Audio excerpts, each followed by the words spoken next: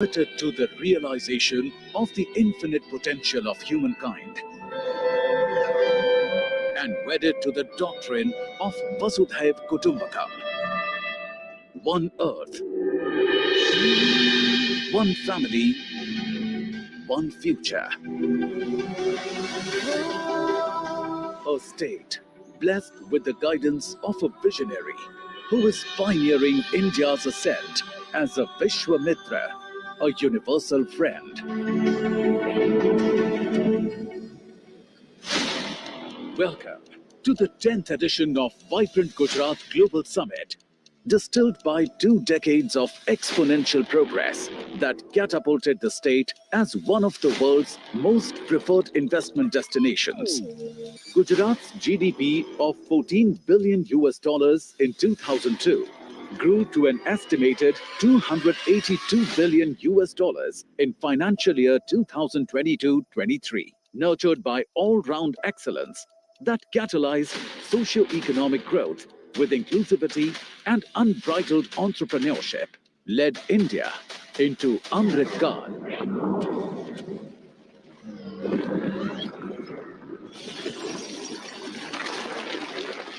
Envisioned in the face of adversity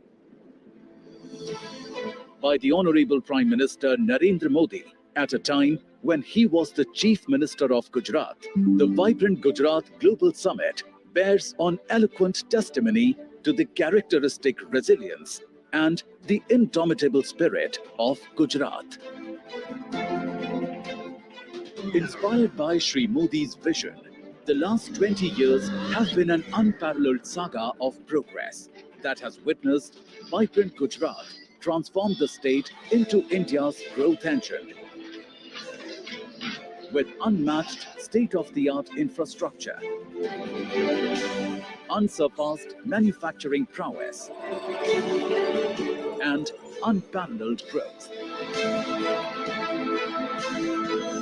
From farm to fintech, drip irrigation to drones, new age technological advancements in semiconductors and electronics.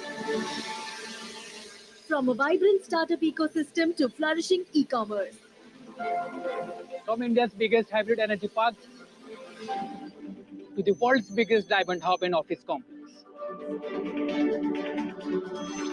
Vibrant Gujarat Global Summit has elevated the esteem and stature of the state within the country and beyond.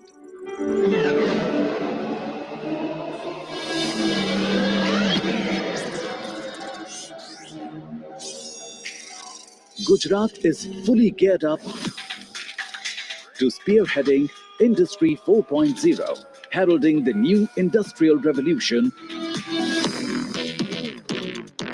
with human augmentation frameworks and smart manufacturing propelled with the PM Gati Shakti. The transformative approach for integrated and multimodal connectivity. See the world's tomorrow in the Gujarat of today, where Dholera Special Investment Region, a future-ready greenfield smart city, lays the foundation of modern regenerative economies. India's first bullet train is being built to usher in a dynamic ecosystem by fostering innovation and adaptability. Artificial intelligence, robotics, and intelligent supply chain orchestration leverage symbiotic growth paradigm and a future-ready landscape with 80% of India's rooftop solar.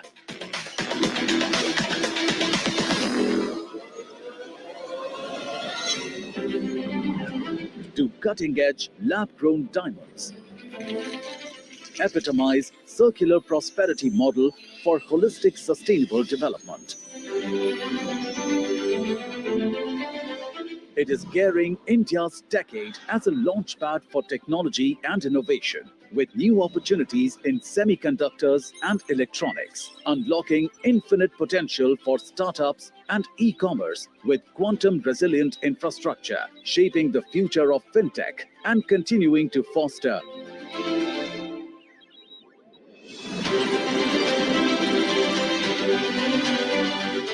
medium, small and micro enterprises with a special focus on enhancing ease of doing business, empowering of women entrepreneurs, and creating eco-innovation hubs. A buzz with green infrastructure integration, Gujarat's commitment to harmonious urbanization is transforming inclusivity, efficiency, empathy, and accountability. The Honorable Chief Minister of Gujarat, Shri Bhupendra Bhai Patel, has steered the state of Gujarat towards progress, ensuring equitable development in all the sectors. Under the prudent governance and pro-business policies of his government, Gujarat has made robust progress. We would like to welcome the Honorable Chief Minister of Gujarat, Shri Bhupendra Bhai Patel, for his address.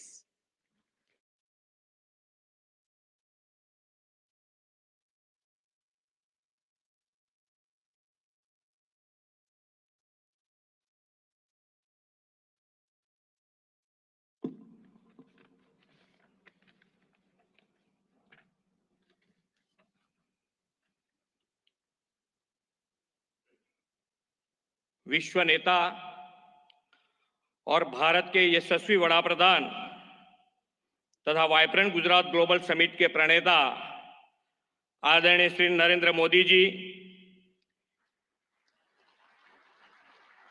इस कार्यक्रम के मुख्य अतिथि His highness Sheikh Mohammad bin Zayed Al Nahyan President UAE, His Excellency Jose Ramos Horta, President Timor-Leste, His Excellency Philip Nyusi, President Republic of Mozambique, His Excellency Petra Fiala, Prime Minister Czech Republic, इस summit के partner countries के माननीय ministers, विश्व के विविध देशों से पधारे एम्बेसडर्स, गुजरात के माननीय गवर्नर आचार्य देवव्रत जी, माननीय केंद्रीय मंत्रीगण और गुजरात के मेरे सहयोगी मंत्री, मैं आप सभी को गुजरात की धरती पर हृदय से स्वागत करता हूं।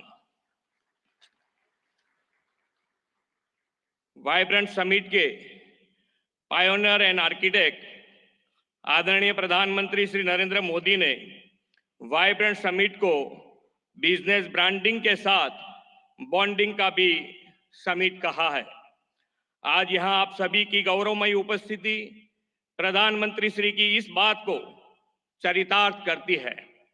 वाइब्रेंट गुजरात ग्लोबल समिट 2024 के खास बनाने वाले 34 पार्टनर कंट्रीज और 16 पार्टनर ऑर्गेनाइजेशन के प्रतिनिधियों का 130 से अधिक देशों के डेलीगेट्स का भी मैं सम्मान के साथ स्वागत करता हूं। Global industries and business community के चेयरपर्सन, सीईओज तथा सीनियर रिप्रेजेंटेटिव्स का भी गुजरात की धरती में स्वागत है। भारतीय संस्कृति के वसुधैव कुटुंबकम, एक पृथ्वी, एक परिवार, एक भविष्य के विचार को प्रधानमंत्री श्री नरेंद्र भाई मोदी ने विश्व तक पहुंचाया है। माननीय प्रधानमंत्री श्री नरेंद्र मोदी जी के नेतृत्व में हाल ही में संपन्न हुई भारत की G20 प्रेसिडेंसी भारतवासियों के लिए एक बड़ी उपलब्धि रही है। आज गुजरात ने विश्व व्यापार, वाणिज्य एवं औद्योगिक क्षेत्र में प्रमुख स्थान हासिल किया है। यह आदरणीय श्री नरेंद्र भाई मोदी के दूरंदेशी तथा कुशल नेतृत्व का ही परिणाम है। आज हम सब वाइब्रेंट गुजरात ग्लोबल समिट 2024 को सफल बनाने के विश्वास के साथ यहाँ एकत्र हुए हैं। 21वीं सदी की शुरुआत में कई चुनौतियों से घिरे गुजरात को तत्कालीन मुख्यमंत्री श्री नरेंद्र भाई मोदी ने वाइब्रेंट समिट के माध्यम से आशा की नई किरण दिखाई थी। 2003 में वाइब्रेंट गुजरात जैसे ये विजनरी इवेंट का प्रारंभ करते हुए आदरणीय श्री नरेंद्र भाई ने कहा था, Gujarat can and Gujaratis will. आज यह समिट 2 दशक की असीम सफलता से पूरे विश्व के लिए नॉलेज शेयरिंग तथा नेटवर्किंग का सम्मानित मंच बन गया है। आज हम बड़े गौरव से कह सकते हैं कि आपकी प्रेरणा से ही Gujarat best destination for investment तथा देश के विकास का ग्रोथ इंजन बन गया है। आदरणीय नरेंद्र भाई जी, हर वाइब्रेंट समिट में गुजरात के वर्ल्ड क्लास डेवलपमेंट का विजन और नई पहलों की परिकल्पना हमें दी है। आप ही के मार्गदर्शन और नेतृत्व में गुजरात ने इसे भली भांति साकार किया है।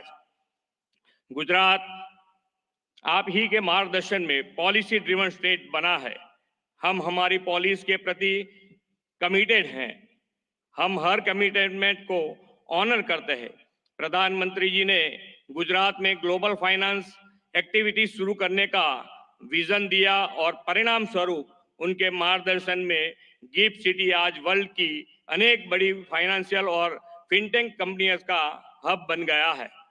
धौलेरा SIR, साणंद मंडल बेचरा जी का ऑटो मैन्युफैक्चरिंग हब, विश्व का सबसे बड़ा renewable energy park, medical devices तथा bulk drug park, semiconductor display fab उत्पादन, in space cluster, defence and aerospace manufacturing, ऐसे अनेक उपलब्धियों और विकास के नए कीर्तिमान गुजरात ने वाइब्रेंट समिट की सफलता के फलस्वरूप हासिल किया है। इतना ही नहीं, गुजरात के इस मॉडल से प्रेरित होकर देश के अन्य राज्यों ने भी अपनी राज्यों के इवेंट में समिट के आयोजन शुरू किया है। माननीय प्रधानमंत्री जी के विकसित भारत के विजन के अनुरूप ही हमने 10th वाइब्रेंट गुजरात समिट की theme gateway to the future रखी है। यह समिट भारत के अमृत काल का पहला समिट है और यह प्रधानमंत्री जी की विभिन्न राष्ट्रीय प्राथमिकताएं सेमीकंडक्टर और electronics, green hydrogen, renewable energy, electric mobility, MSME और स्किल डेवलपमेंट पर फोकस्ड है। मुझे यह बताते हुए अत्यंत खुशी हो रही है कि इस वाइब्रेंट समिट के उपलक्ष्य में हो रहे MOUs की 50% MOUs ग्रीन MOUs हैं।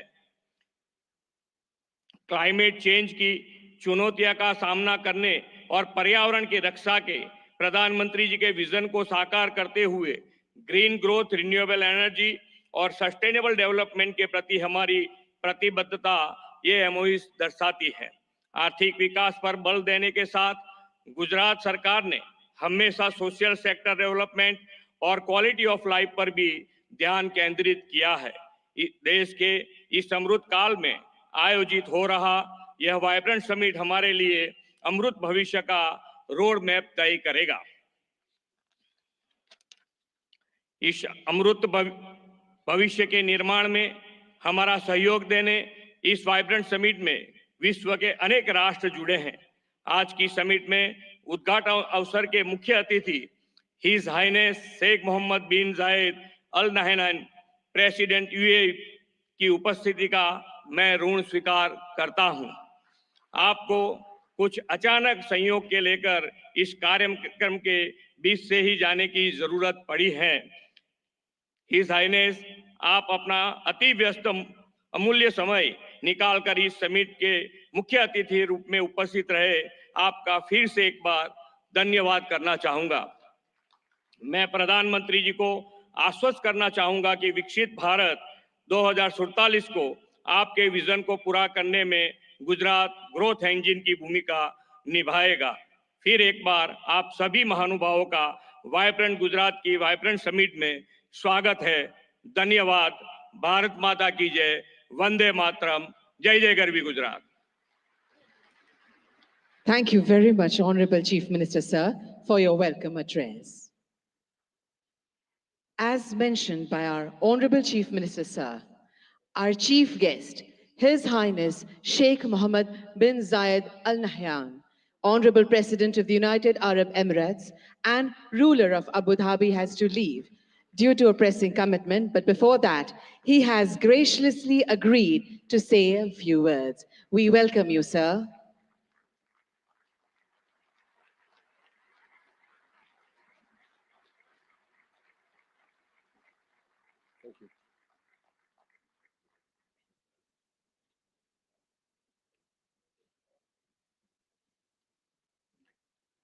Assalamu alaikum. في البداية أشكر رئيس وزراء ولاية جوجرات على هذه الكلمة القيمة، كما أشكر صديقي وأخي العزيز رئيس الوزراء الهندي على دعوته الكريمة لحضور هذه القمة التي أسسها هو شخصياً عام 2003، وأصبحت منصة عالمية لتبادل الخبرات والمعلومات حول تطوير الاقتصاد والاستثمار. وأهنيكم دولة الرئيس بمناسبة مرور 20 عام على هذه الانطلاقة. سيدي، نحن سعداء جدا بالمشاركة مع أصدقائنا في الهند والعالم في هذه القمة لنبعث جميعا ما يسعد شعوبنا ويطور دولنا.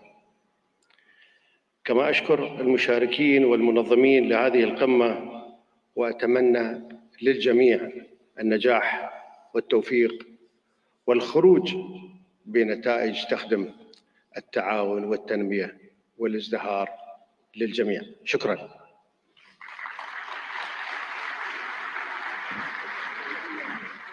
Thank you, Your Highness.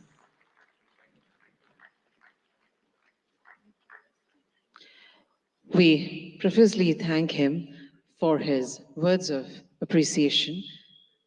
It is indeed our honor and privilege to have him over here. Our Honorable Prime Minister will see him off and will join us back in few moments. But we shall continue the program.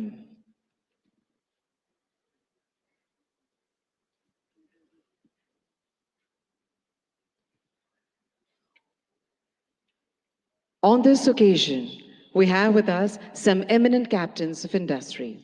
We would like to request them to address the gathering and share their insightful perspectives, enriching this prestigious summit with their profound knowledge and vision. We would like to invite Shri Lakshmi Mittal, Chairman, ArcelorMittal, for his address.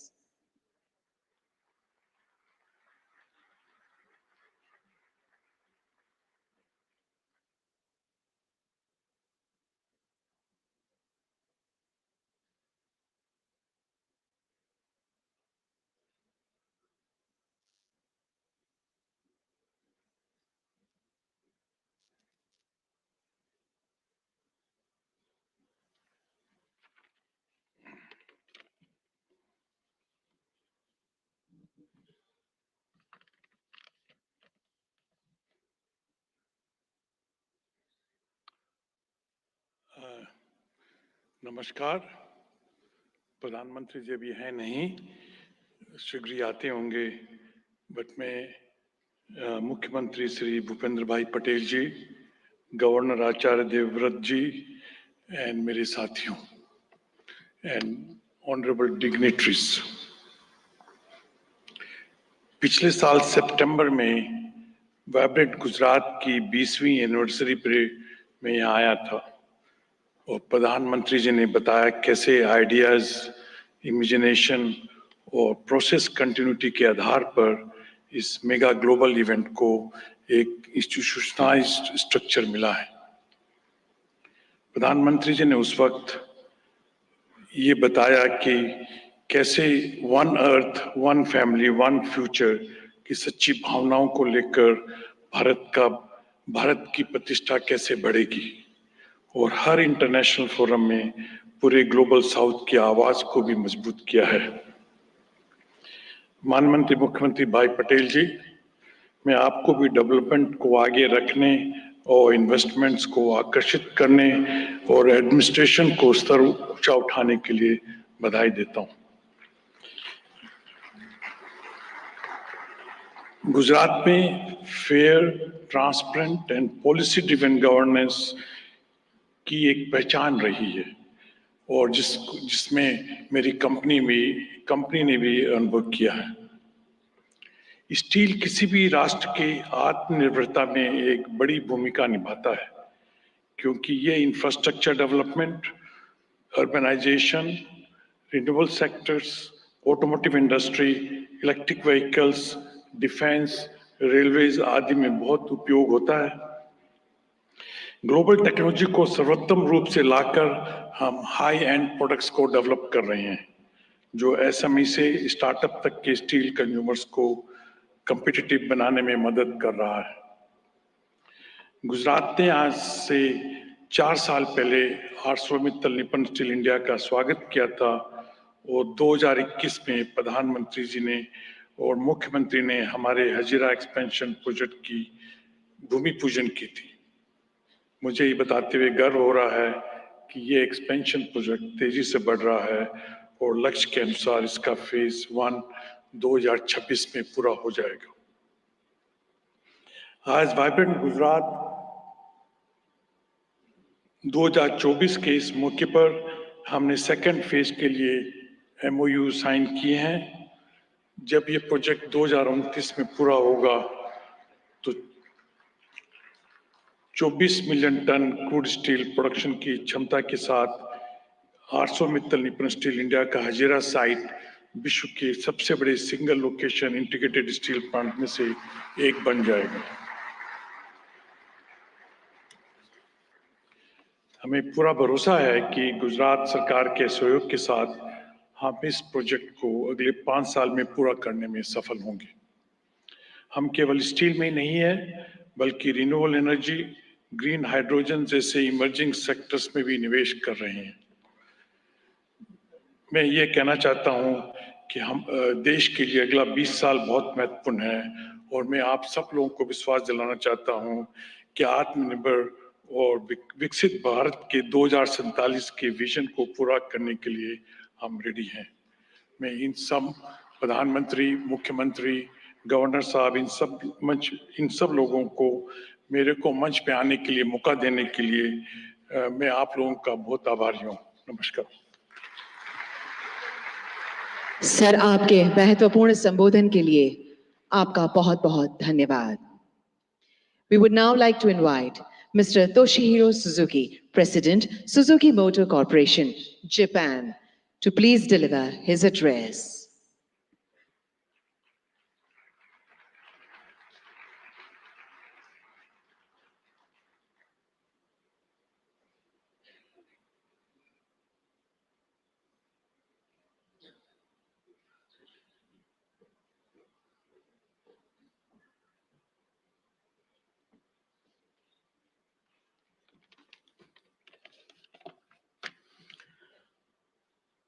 Honorable Prime Minister, Mr. Narendra Modi, and all senior guests, good morning and namaskar.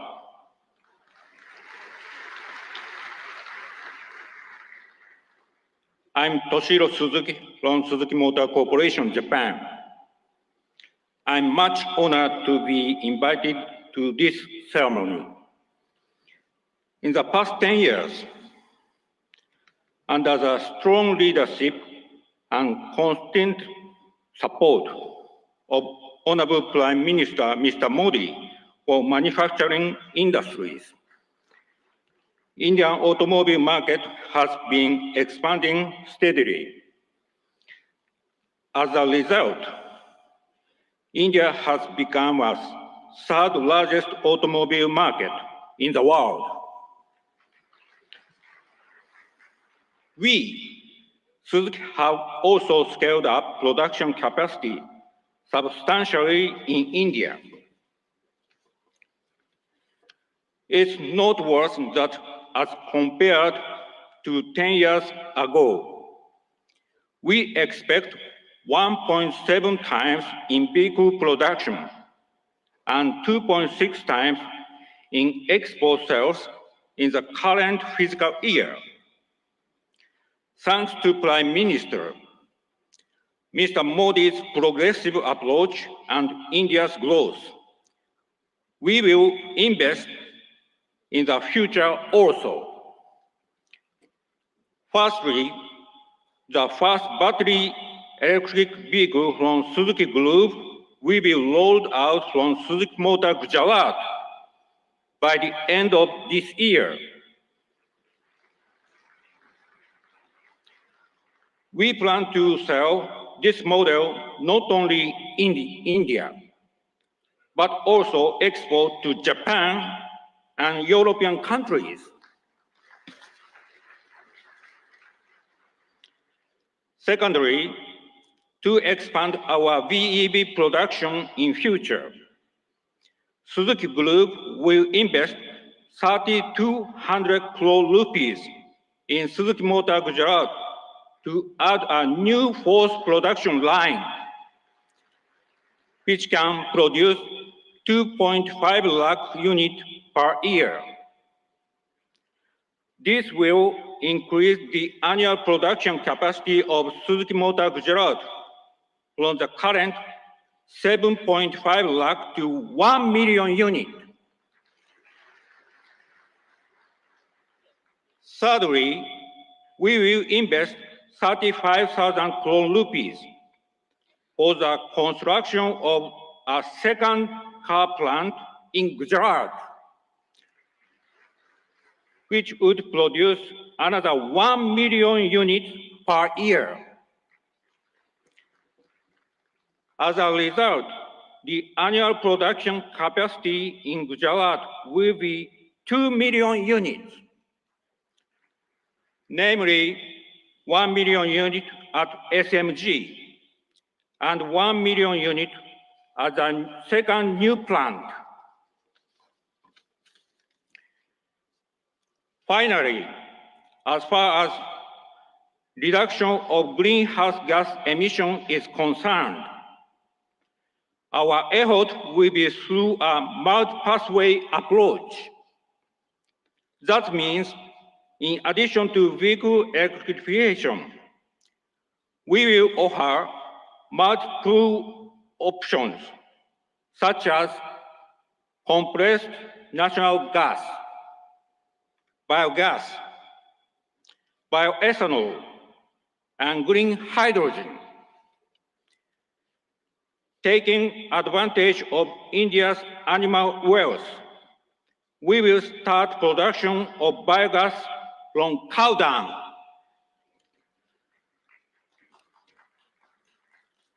Together with National Dairy Development Board and Balance Dairy, Suzuki has already started construction of 4 biogas plants in Gujarat. Suzuki Group will always work to provide a variety of sustainable customer-oriented mobility options. Thank you for your kind attention. Thank you very much, sir. We would like to invite Shri Mukesh Ambani, Chairman, Reliance Industries Limited.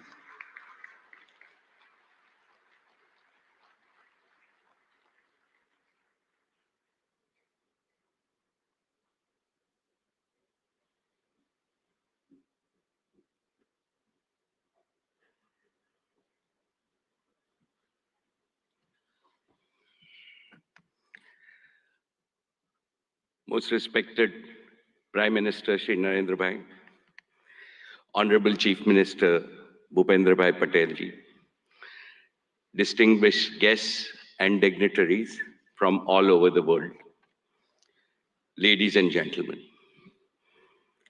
Welcome to Gujarat and the 10th Vibrant Gujarat Summit, the most prestigious investor summit in the world today.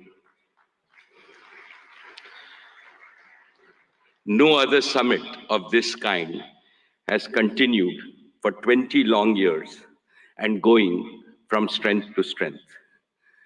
This is a tribute to our Prime Minister, Shri Narendra Bhai Modi's vision and consistency. I have been one of the fortunate few to have participated in every single edition of Vibrant Gujarat. I have come from the city of the gateway of India to the gateway of modern India's growth, Gujarat. I am a proud Gujarati. Mane Gujarati hovanu abhiman છે.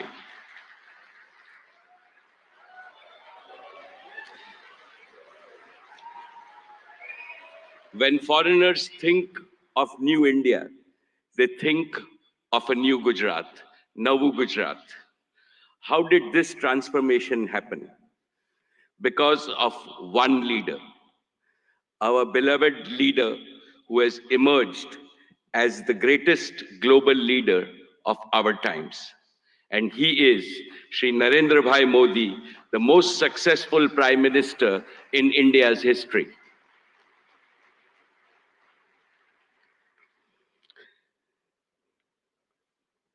About Narendra Bhai, when you speak, the whole world not only listens, but applauds you.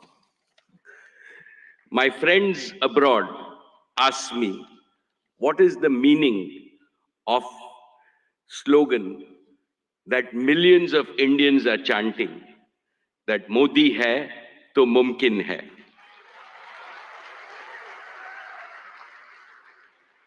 I tell them,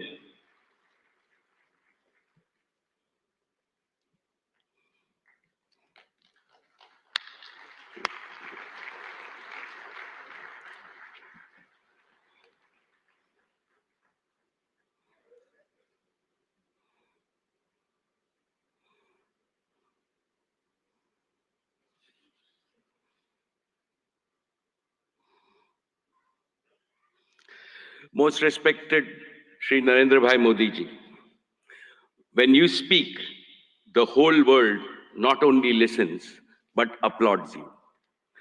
My friends abroad ask me, what is the meaning of the slogan millions of Indians are chanting, Modi hai, to mumkin hai. I tell them, it means India's Prime Minister makes the impossible possible with his vision, determination, and execution. They agree, and they also say, Modi hai, to mumkin hai. My esteemed friends, I will never forget what my father, Dhirubhai Ambani, used to tell me in my childhood. Gujarat is your Matrubhumi, and Gujarat should always remain your Karm Bhumi. Today, let me declare yet again, Reliance was, is, and will always remain a Gujarati company. Each of Reliance's business is striving to fulfill the dreams of my 7 crore fellow Gujaratis.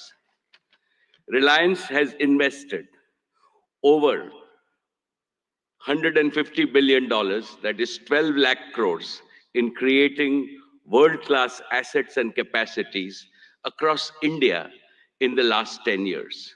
Of this, more than 1/3 has been invested in Gujarat alone. Honorable Chief Minister Shri Bhupendra Bhai Patel ji, today I would like to make 5 commitments to the people of Gujarat.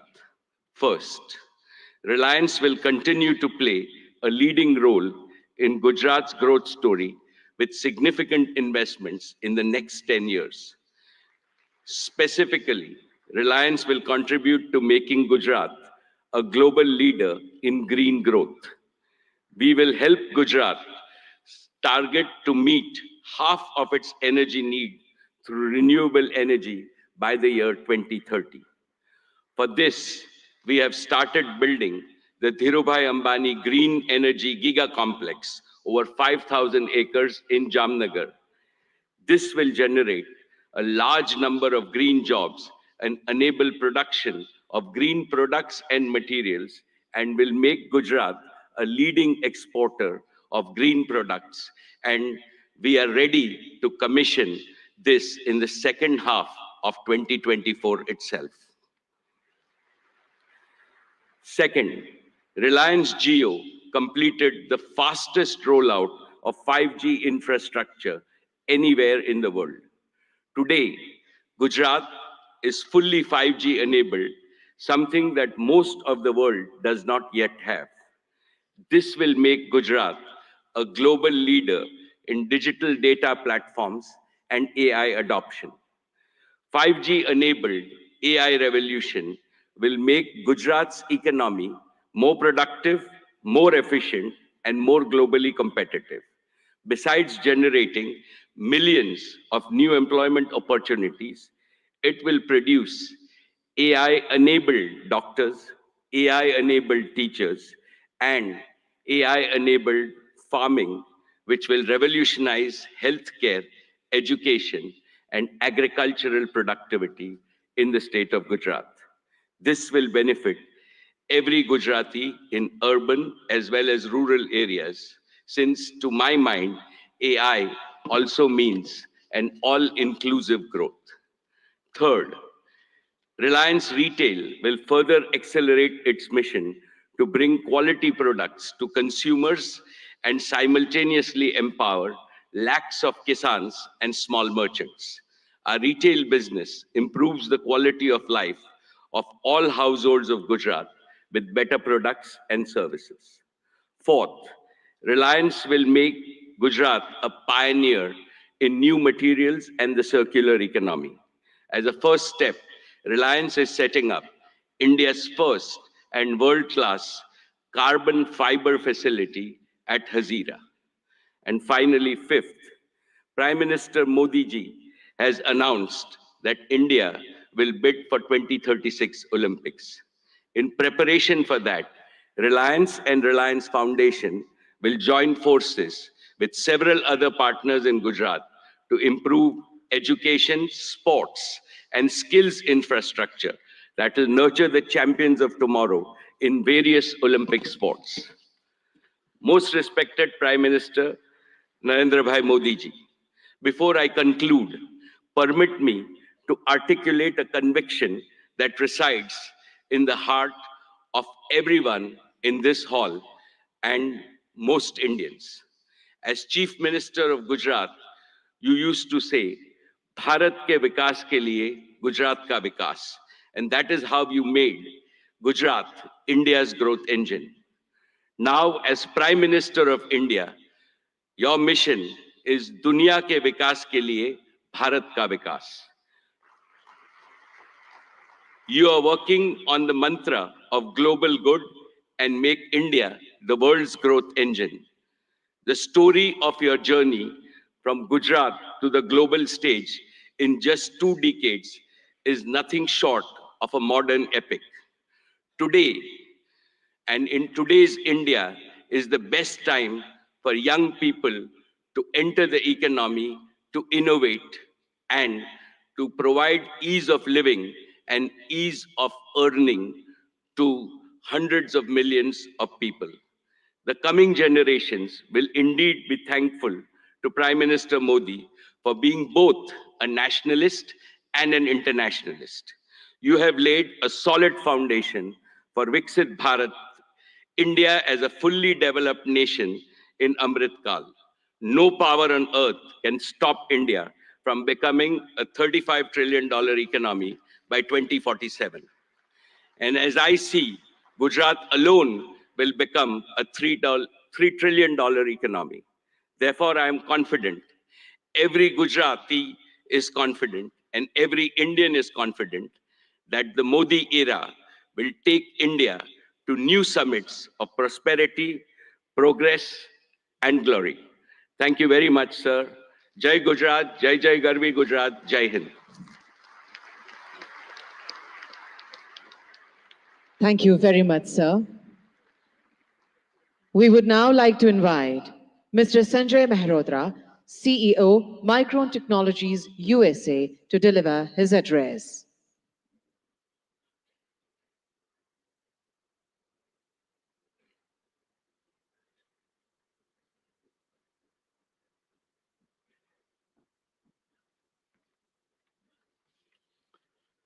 Namaste and good morning. I would like to open by thanking Prime Minister Modi ji. Your vision to make India a global hub for semiconductors will be a huge economic driver for India's future as India marches toward becoming the third largest global economy. I would also like to recognize the several industry leaders who are going to be speaking here today and have already spoken.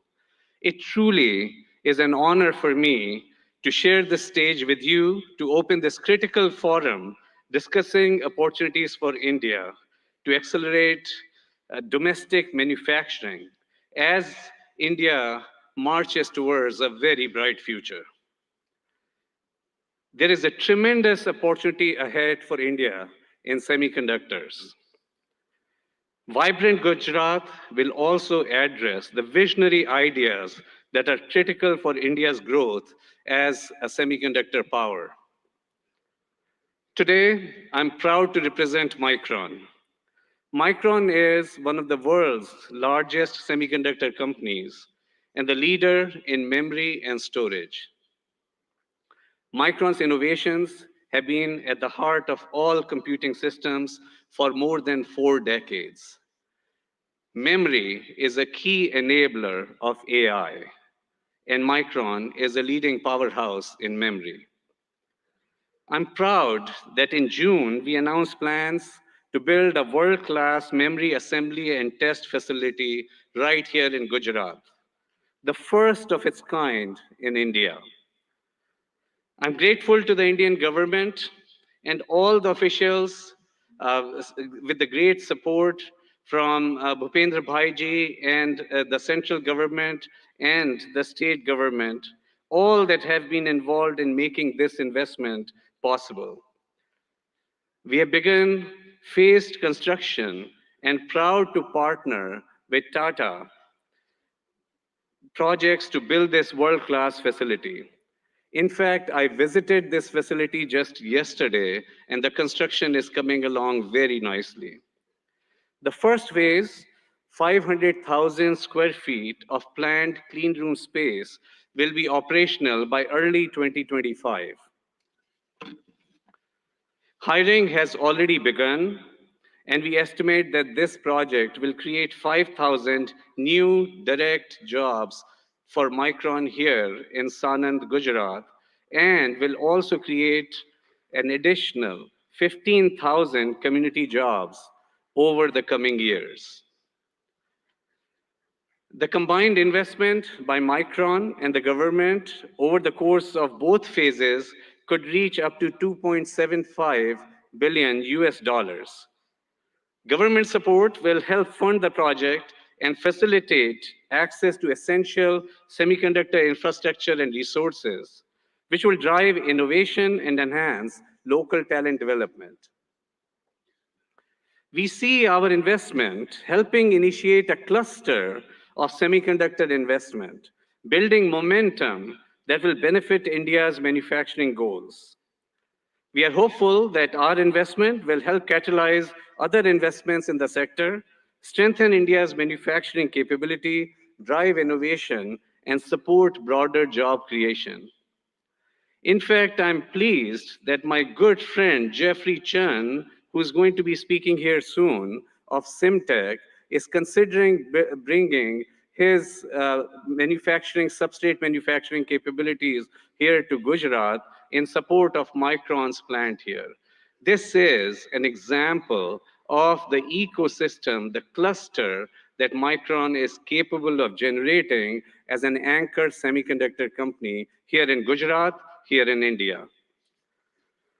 We are proud to partner with India to bring advanced semiconductor memory assembly and a greater technology manufacturing ecosystem to Gujarat.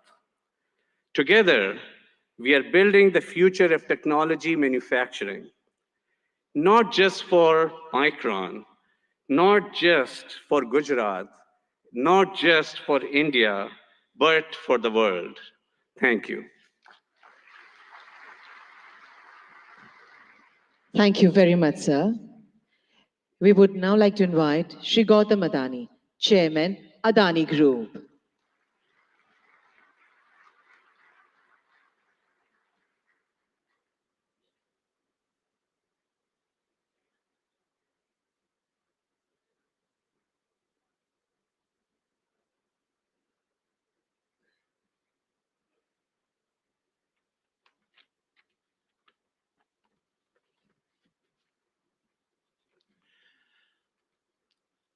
Honorable Prime Minister, Shri Narendra Modi, distinguished heads of government of our partner countries, His Excellency Governor of Gujarat, Honorable Chief Minister Shri Bhupendra Patel, distinguished ministers, captains of industries, and my dear friends. Good morning. It is a privilege to address the 10th Vibrant Gujarat Summit. I take immense pride in having been a part of every one of these summits. Honorable Prime Minister, Vibrant Gujarat is a stunning manifestation of your extraordinary vision. It has all your hallmark signatures, merging grand ambition, massive scale, meticulous governance, and a flawless executions. It ignited a nationwide movement as all our states march forward, competing and cooperating to fundamentally remodel India's industrial landscape. The statistics of the past decade are remarkable. Since 2014, India's GDP has grown by 185% and per capita income by a stunning 165%.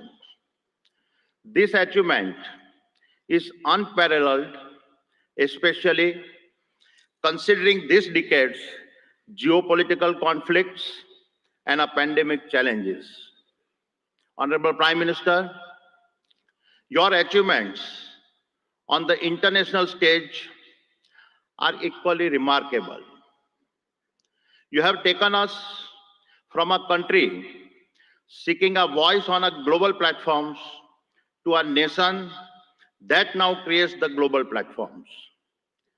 The Solar Alliance platform, an initiative you conceptualized, and your leadership at the G20 platform set a benchmark for a more inclusive world order.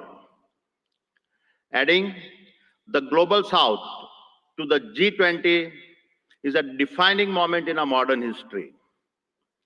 Honorable Prime Minister, you don't just predict the future, you shape it. You have reoriented India to become the world's fastest growing nation and position her as the global social champion driven by the two philosophies of Vasudhaiva Kutumbakam and a Vishwaguru. And the best is yet to come. With your foresight in harnessing India's youth to build a Viksit Bharat and make India a fully developed nation by 2047, you have ensured that the India of today is poised to shape the global future of tomorrow. Honorable Chief Minister, at the previous summit, I announced our investment of over rupees 55,000 crores by 2025. We have already surpassed rupees 50,000 crore across the various sectors I had promised and have vastly exceeded our target of 25,000 direct and indirect jobs. Today, I commit to further investments. We are constructing the world's largest green energy park in Khavda district, Kutch, generating 30 gigawatt of our renewable energy over 725 square kilometer. Even visible is from space. We are expanding the green supply chain for an Atmanirbhar Bharat and creating the largest integrated renewable energy ecosystems. This includes solar panels, wind turbines, hydrogen electrolyzers, green ammonia, PVC, and expansion in a copper and cement projects. Over the next 5 years, the Adani Group will invest over rupees 2 lakhs crore in Gujarat, thereby creating over 100,000 direct and indirect jobs. I am grateful for your support. It is my commitment that I will do my part to contribute to a Viksit Gujarat. Thank you. Jai Jai Garvi Gujarat. Jai Hind. Thank you very much, sir. We would now like to invite Mr. Jeffrey Chen, Global CEO, Simtech, South Korea.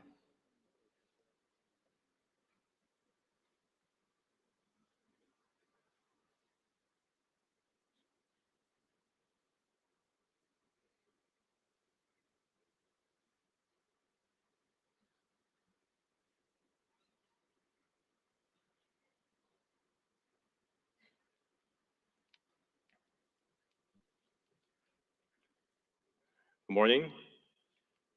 Thank you, Honorable Prime Minister, Head of State, Government, Union and State Ministers, senior officials of Government of India, and the State Government of Gujarat for hosting Vibrant Gujarat Global Summit 2024. It is my great honor to participate in this event and given the opportunity to interact with global and national industry leaders and other distinguished guests. As a supply chain partner for the semiconductor assembly and test industry, we, Simtech, provide the best-in-class semiconductor packaging, IC substrates, and high-density interconnect printed circuit boards to our industry-leading customers. We are very excited to share our own angle to the India project as a co-location investment. Following our major customer, Micron's project in the state of Gujarat. I would like to emphasize that this is not our first time supporting our key customers' supply chain network with co-location investment. We have already done our project with Micron in China more than 10 years ago. We have recently executed another project in Malaysia together. Through these projects, we have proven to the market that co-location investment really boosted the growth of a semiconductor ecosystem in the region. And that it also helped our business to settle in the initial stage of the investment, which would not have been possible without the support of the next door neighbor like Micron. Vibrant Gujarat Global Summit 2024 showcases the global movement of creating a new supply chain network in a fast-growing nation like India. And Simtech, as a company from Korea, is very proud to be part of this movement to achieve a new milestone, making a prosperous Gujarat for self-reliant India supply chain. We are now preparing for another round of co-location investment in India, following Micron's investment plan in Gujarat state. And I'm very pleased to share the progress with the audience today that with the support from the central and state government, we are ready to make an investment, a significant investment in India and create thousands of job opportunities for high-skilled talents in the state of Gujarat together with Micron. And most of all, elevating the India's PCB and IC packaging substrate industry to another level to make India's presence in the semiconductor supply chain network much stronger. We really look forward to further supporting our customers' supply chain, both in India and globally. And we will further enable India's domestic players to be part of the global supply chain ecosystem. Thank you very much. Thank you very much, sir. We now invite Shri N. Chandrasekharan, Chairman, Tata Sons Limited, for his address.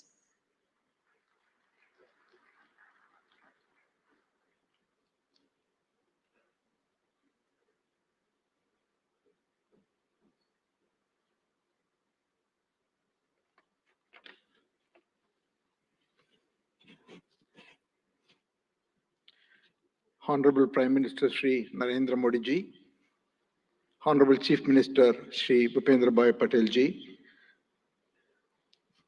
Governor of Gujarat, distinguished heads of states, ministers, ladies and gentlemen. It's truly a great privilege and honor to attend and share a few thoughts on the 10th edition of Vibrant Gujarat Global Summit. The steady and spectacular progress of Gujarat consistently over such a long period of time clearly demonstrates the visionary leadership and the mindset of our Honorable Prime Minister Narendra Modi ji. Thank you, sir, for your leadership to Gujarat and to the whole country and to all of us.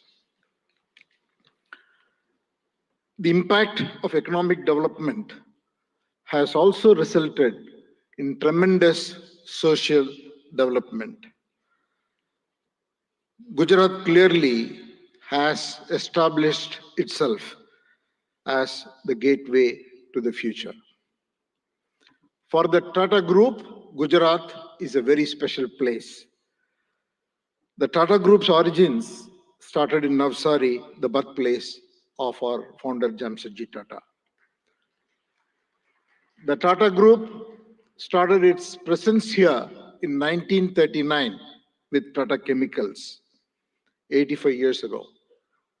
Today, 21 of our Tata Group companies have a very strong presence, from Tata Power, Tata Motors, Tata Consultancy, our defense company Advanced Systems, Hotel, Tata Steel, and all our retail companies, and Air India, and many other companies.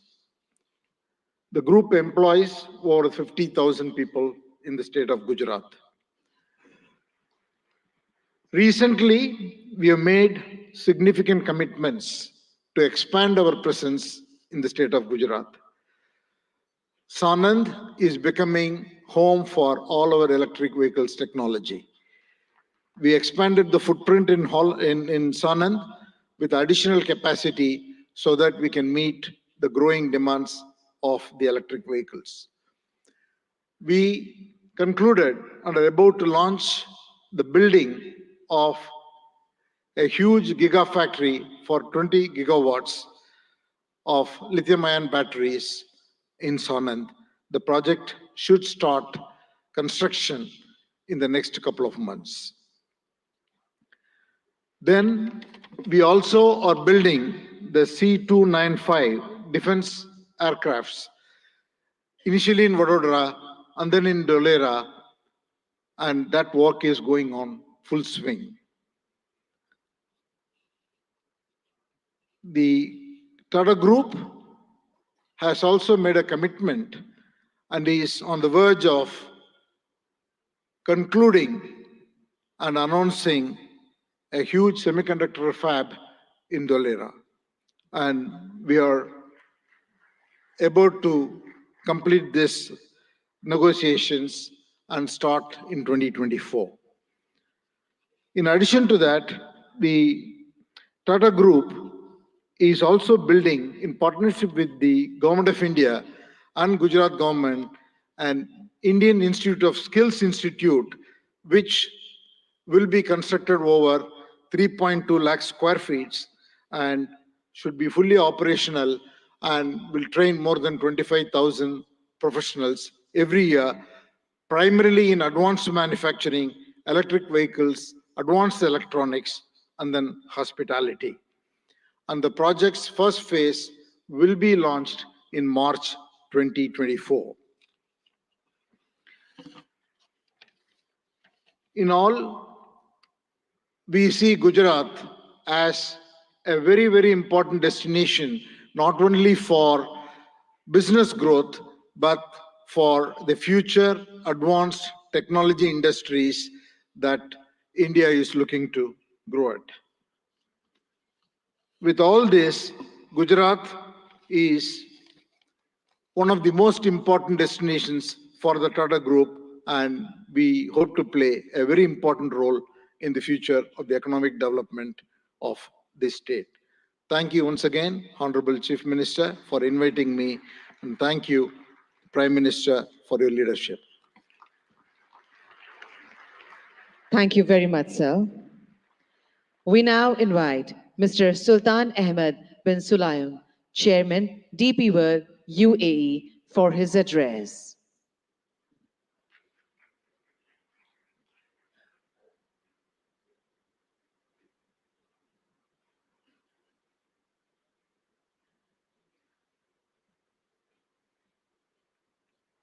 Honorable Minister Shri Narendra Modi, Honorable Chief Minister of Gujarat Shri Bhupendra Patel, dignitaries of Government of India, UAE, and partner countries.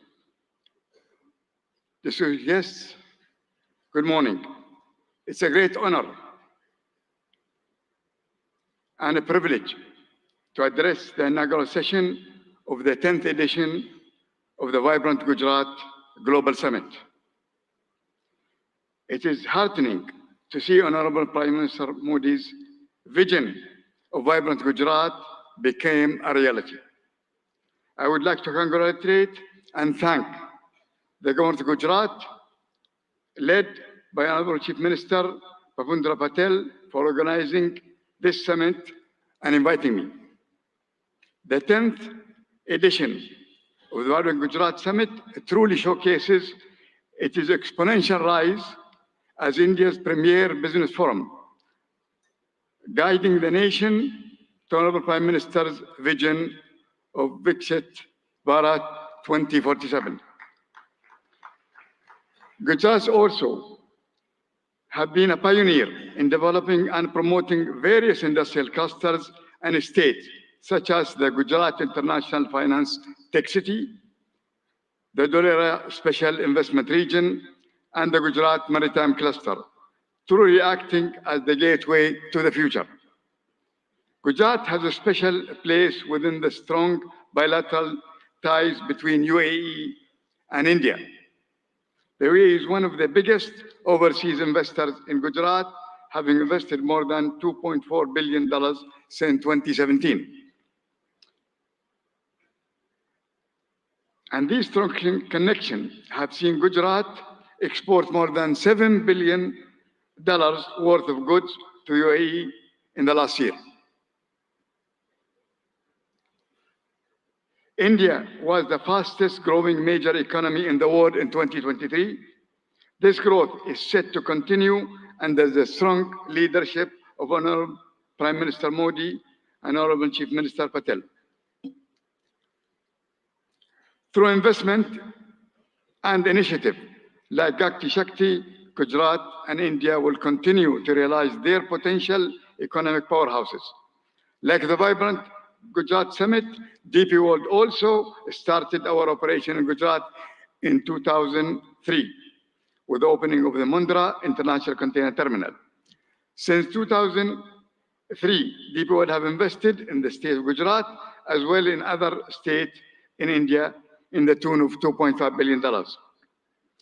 To develop multimodal logistics, ecosystem connection ports to free trade zone, container freight station, inland rail terminal, contract logistic, cold chain, and express cargo services. DP World is planning in the next 3 years to invest, in addition to that, $3 billion. We will continue to support Gujarat economy by building state-of-the-art container terminal at Kandla with a capacity of 2 million containers. Looking ahead, we foresee deeper trade, employment, and cultural collaboration between India and UAE. The world has signed strategic memorandum of understanding with the government of Gujarat on the sideline of the summit, which reiterates our commitment to the state of Gujarat and India. We are proud to partner with the government for the development of India's logistics sector, and we will continue to support the manufacturing industries of Gujarat and the rest of India to make India goods globally competitive and accessible. I am grateful to the government of Gujarat and to the organizer for inviting me to this summit, and I am certain that the 10th edition of Vibrant Gujarat will set new benchmarks for success for years to come. Thank you very much. Thank you very much, sir. We now invite Mr. Shankar Trivedi, Senior Vice President, NVIDIA Global Field Operations, for his address.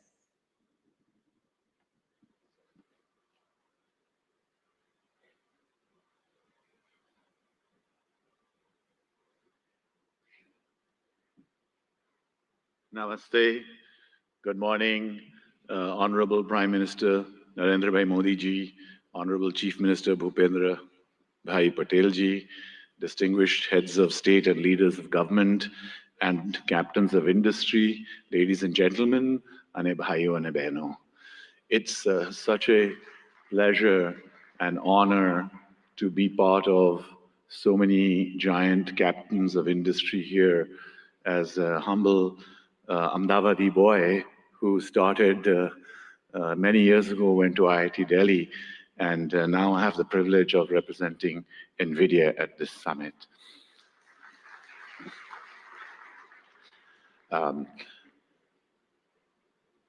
Generative AI is going to change the way we work, the way we do business, the way we govern, the way we live.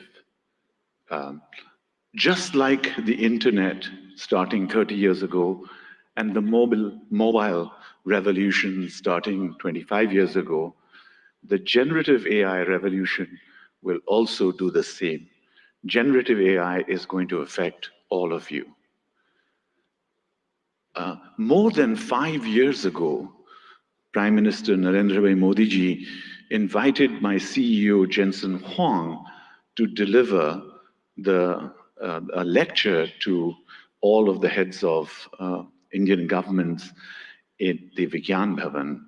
It is the first time that a global leader actually talked about implementing of AI. Thanks to the leadership of Prime Minister Modi ji, it has been a catalyst to accelerate the adoption of generative AI in India and also here in Gujarat. Today, I want to give you 3 specific things that NVIDIA has actioned over the last few months. Number 1, skills development. We have created digital content that can be delivered online and in person to hundreds of thousands of students, developers, researchers, and technical institutions. We are already rolling out this curriculum content on generative AI to all of our business partners here in India, especially the global systems integrators. We are now most willing and keen and eager to partner with universities and technical institutions here in Gujarat and elsewhere in India to deliver this compelling content to the hundreds and thousands of developers in India. India has scale, India has talent, India has amazing data, India has a unique culture. Sovereign generative AI requires scalable AI data center infrastructure, hardware and software in order to be successful. So secondly, I'm delighted to tell you that we are partnering with all of India's leading business groups, the Tatas, Reliance Group, and many others to set up state-of-the-art AI data center facilities and provision them here in India. Specifically today, I'm very happy to inform you that our partner Yotta is setting up a state-of-the-art AI data center here in Gift City, and it will be available and go live before the end of March. Thank you, sir. And thirdly, we are very strong supporters of Make in India. Make in India for India and Make in India for the world. Our partners such as NetWeb and others, Eviden, Atos, are actually already making state-of-the-art AI hardware for consumption here in India and elsewhere in the world. And we are working strongly with partners both in the upstream semiconductor and ecosystems such as Sanjay and his company at Micron and other semiconductor ecosystem partners, as well as downstream partners such as our system OEMs, our ODMs, our contract manufacturers, and other data center providers to establish a very strong AI electronics ecosystem in India, which can service not just here in India and Gujarat, but also the global economy. Thank you again, sir, and it's a pleasure and privilege to be here. Jai Hind, Jai Garvi Gujarat, and of course, God bless America too. Thank you. Thank you very much, sir. We now invite Mr. Nikhil Kamath, co-founder and CFO, Zerodha.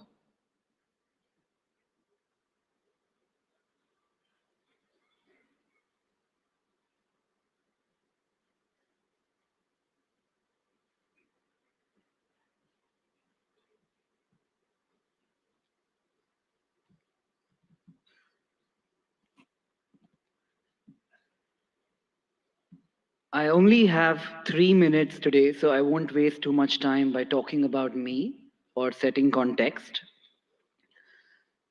Picture a 17-year-old boy, a school dropout in Bangalore from 20 years ago, not particularly smart, not too educated, and no capital at hand.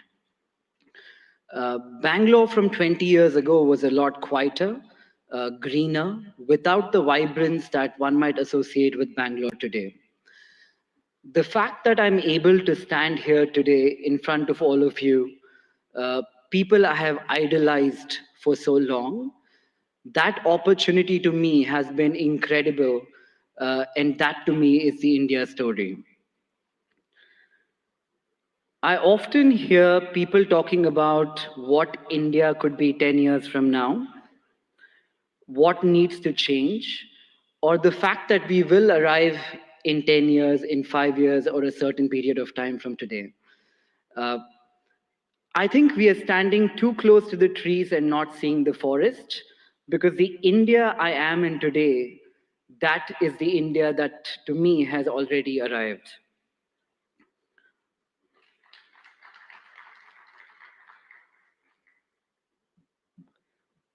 The opportunities the country threw to a 17-year-old boy, again with no education, no capital, or exceptionally smart, this, in my view, has not happened forever.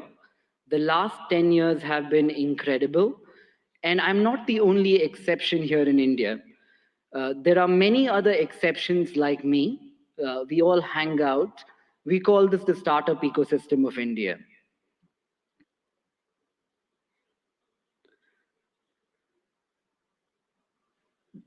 The big change in India from the last decade, in my opinion, also has been that entrepreneurship has moved from something that we have all watched around us, heard in movies, or thought could happen, something that we aspire to entrepreneurship today, which is something that we all are actively trying.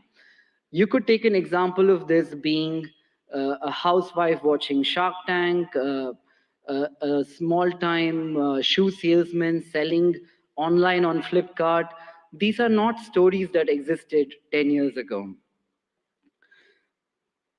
To that one man in the audience here today, who in my opinion has facilitated this stable ecosystem for people like me to thrive, and millions of other who we call the youth of India to thrive, I would like to say thank you, Modi ji, for having created this ecosystem for all of us.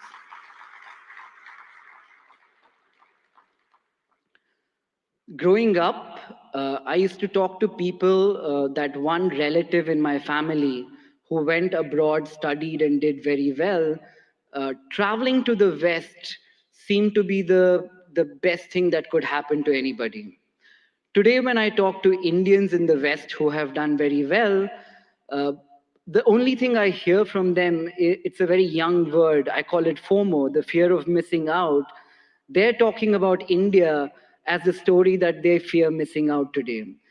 That change which has happened in the last 10 years is so evident to see that it makes me feel proud. It makes me feel like I'm in the right place at the right time, and that place today is India.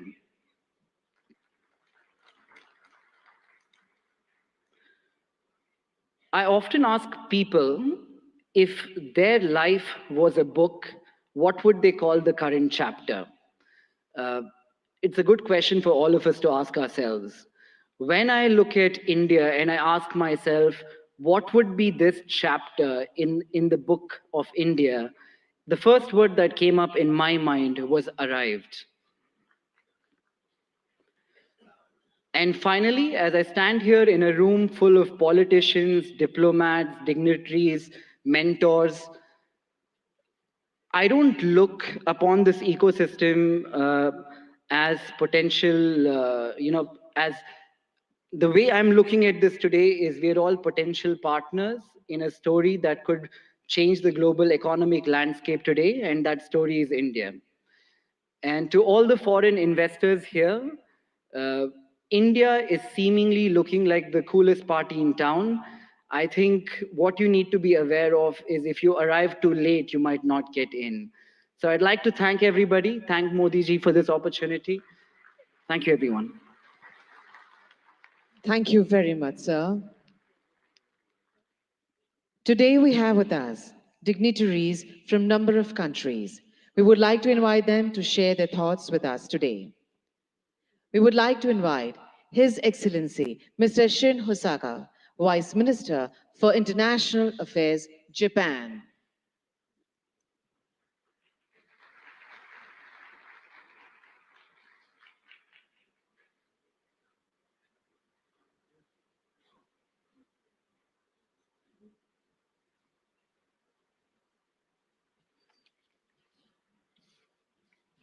Namaskar.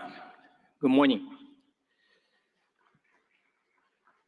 Honorable Prime Minister Narendra Modi, Honorable Chief Minister of Gujarat, Bhupendra Patel, distinguished guests, all the delegates in attendance, my name is Shin Hosaka, Vice Minister for International Affairs of the Ministry of Economy, Trade and Industry of Japan, or METI for short.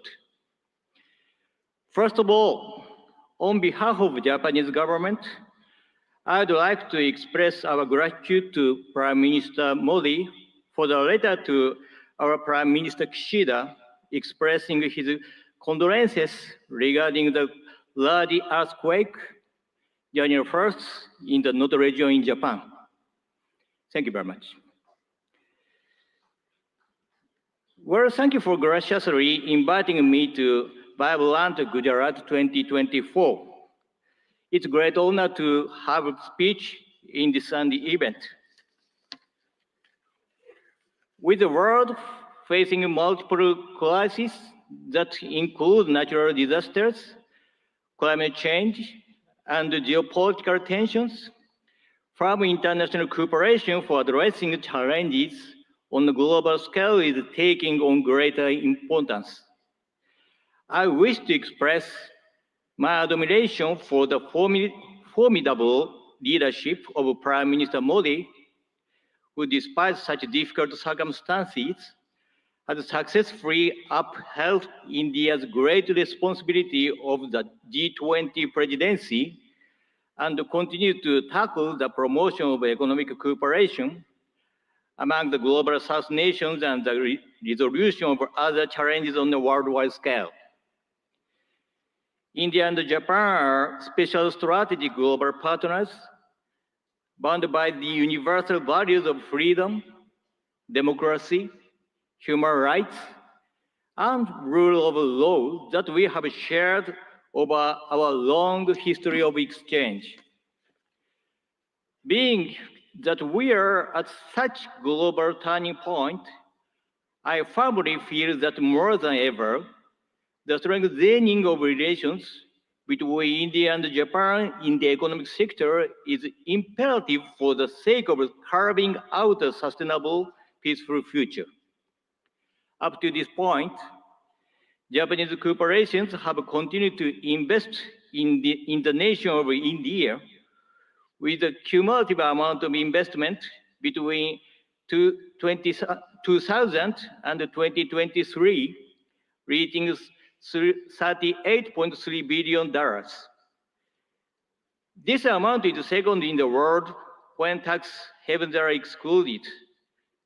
The number of Japanese corporations that have entered into the Indian market and the number of their bases of operations they have respectively reached 1,400 and 4,800. Over time, these corporations have kept on contributing to the further development of India's manufacturing sector, particularly the automotive field. In the state of Gujarat, a manufacturing industry ecosystem centered on the 4- and 2-wheeled vehicle sectors have been intensively built there. In order to further accelerate the Make in India initiative, Japan will further tackle the improvement of the investment environment through support for Japanese industrial parks. Gujarat currently hosts 6 Japanese-style manufacturing schools where we develop human resources to work on the manufacturing front lines. We intend to continue lending our cooperation in this field going forward. Initiatives by Japanese corporations are also extremely active. To give an example, Suzuki has already produced 750,000 vehicles at its Gujarat-based factory that it sells all over the world, not just in India. Moreover, the company has also adopted a plan to export electric vehicles produced in Gujarat to Japan and Europe in 2025 and beyond. I feel deep gratitude towards the Indian Gujarat governments for their cooperation for so long. Last July, we announced the Japan-India Industrial Co-Creation Initiatives in order to go beyond cooperation in the automotive industry and other existing industry domains to create industries in the name of further developing relations between our respective nations as we move forward. In the semiconductor, hydrogen green, and digital domains in particular, METE is carrying out preparation to proactively assist with business development in India. For cooperation surrounding semiconductors, in July 2023, we executed the Japan-India Semiconductor Supply Chain Partnership and launched a policy dialogue. Last November, we promptly held our first meeting of that partnership, which had over 100 individuals representing Japanese semiconductor-related enterprises in attendance. This time, as well, we carefully selected some semiconductor corporations with considerable potential to contribute to India and asked them to accompany us here. We hope to go beyond contribution to the establishment of semiconductor ecosystem in India in the form of developing semiconductor manufacturing environment, improving the logistic environment, and developing semiconductor human capital. For the hydrogen domains as well, we are providing support for attracting Japanese cooperation to India and lowering the initial risk associated with the start of operations in order to accelerate cooperation with the nation. In fact, world-leading equipment such as water electricity systems and ammonia mixed combustion burners is in the process of being introduced in India. In addition, MET will enact budgetary measures of $200 million for the purpose of accelerating economic cooperation with India. Our hope is to develop concrete projects through these funds towards the future. The concept of Vibrant Gujarat 2024 is gateway to the future. Let Japan, with its accumulation of technology, and India, whose growth is just beginning, join hands in driving forward the international society and carving out the future of the world. I will close my speech with the pledge of cooperation as a representative of Japan, India's best friend. Thank you for being such an attentive audience. Thank you very much. Thank you very much, sir. We now invite His Excellency, Mr. Ibrahim Yusuf Al Mubarak, Assistant Minister of Investment, Kingdom of Saudi Arabia, for his address.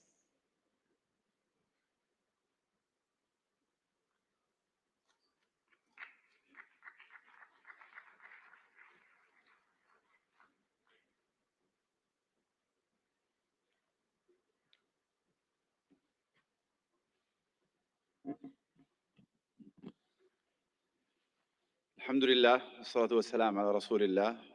دولة رئيس الوزراء ناريندرا مودي، معالي رئيس الوزراء باتيل رئيس وزراء ولاية جوجرات، أصحاب الفخامة والسمو والمعالي الحضور الكرام، السلام عليكم ورحمة الله وبركاته. نامستي.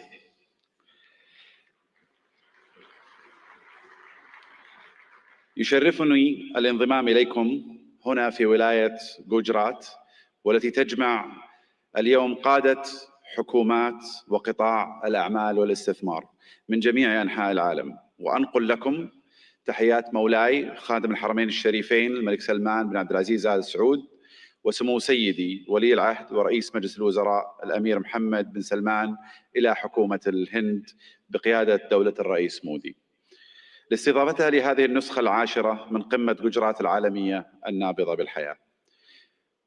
اسمحوا لنا بداية أن نشيد برحلة الهند الاقتصادية المبهرة، والتي وصلت بالهند إلى المرتبة الخامسة على مستوى العالم من حيث الاقتصاد والاستثمار الأجنبي المباشر. كما نهنئكم على رئاستكم الناجحة لمجموعة ال20 كصوت للاقتصادات الناشئة، وهو مما يهمنا بالتأكيد كعضو في مجموعة ال20، إضافة إلى أننا نفخر بانضمامنا إلى البريكس في هذا العام. منذ أن انطلقت رؤية المملكة 2030 قبل ما يقارب 8 سنوات، ارتفع ناتجنا المحلي بنسبة 66%، وتضاعف استثمارنا الأجنبي المباشر 4 مرات، ونحن على بعد نقطة واحدة فقط من هدفنا المتمثل أن تصبح المملكة العربية السعودية أحد أكبر 15 اقتصاداً في العالم بنهاية هذا العقد بإذن الله. إن مكانة المملكة كشريك استثماري في البنى التحتية التقليدية والطاقة في القرن ال20 تتجاوز ذلك، لتشمل القطاعات الصناعية والخدمية في القرن ال21 مثل السياحة والثقافة والنقل والطاقة المتجددة وتقنية المعلومات والاتصالات والمدن والمصانع الذكية، بالإضافة إلى البناء والنفط والغاز. إضافة إلى أن أصول صندوق الاستثمارات العامة السعودي تجاوزت 700 مليار ريال، كما يحتل سوق الأسهم في المملكة المرتبة التاسعة عالمياً، بعد أن صعد من المرتبة ال25 في عام 2016، وقد بلغت الشركات المدرجة في السوق السعودي أكثر من 200 شركة، ويشاركنا اليوم مجموعة من هذه الشركات.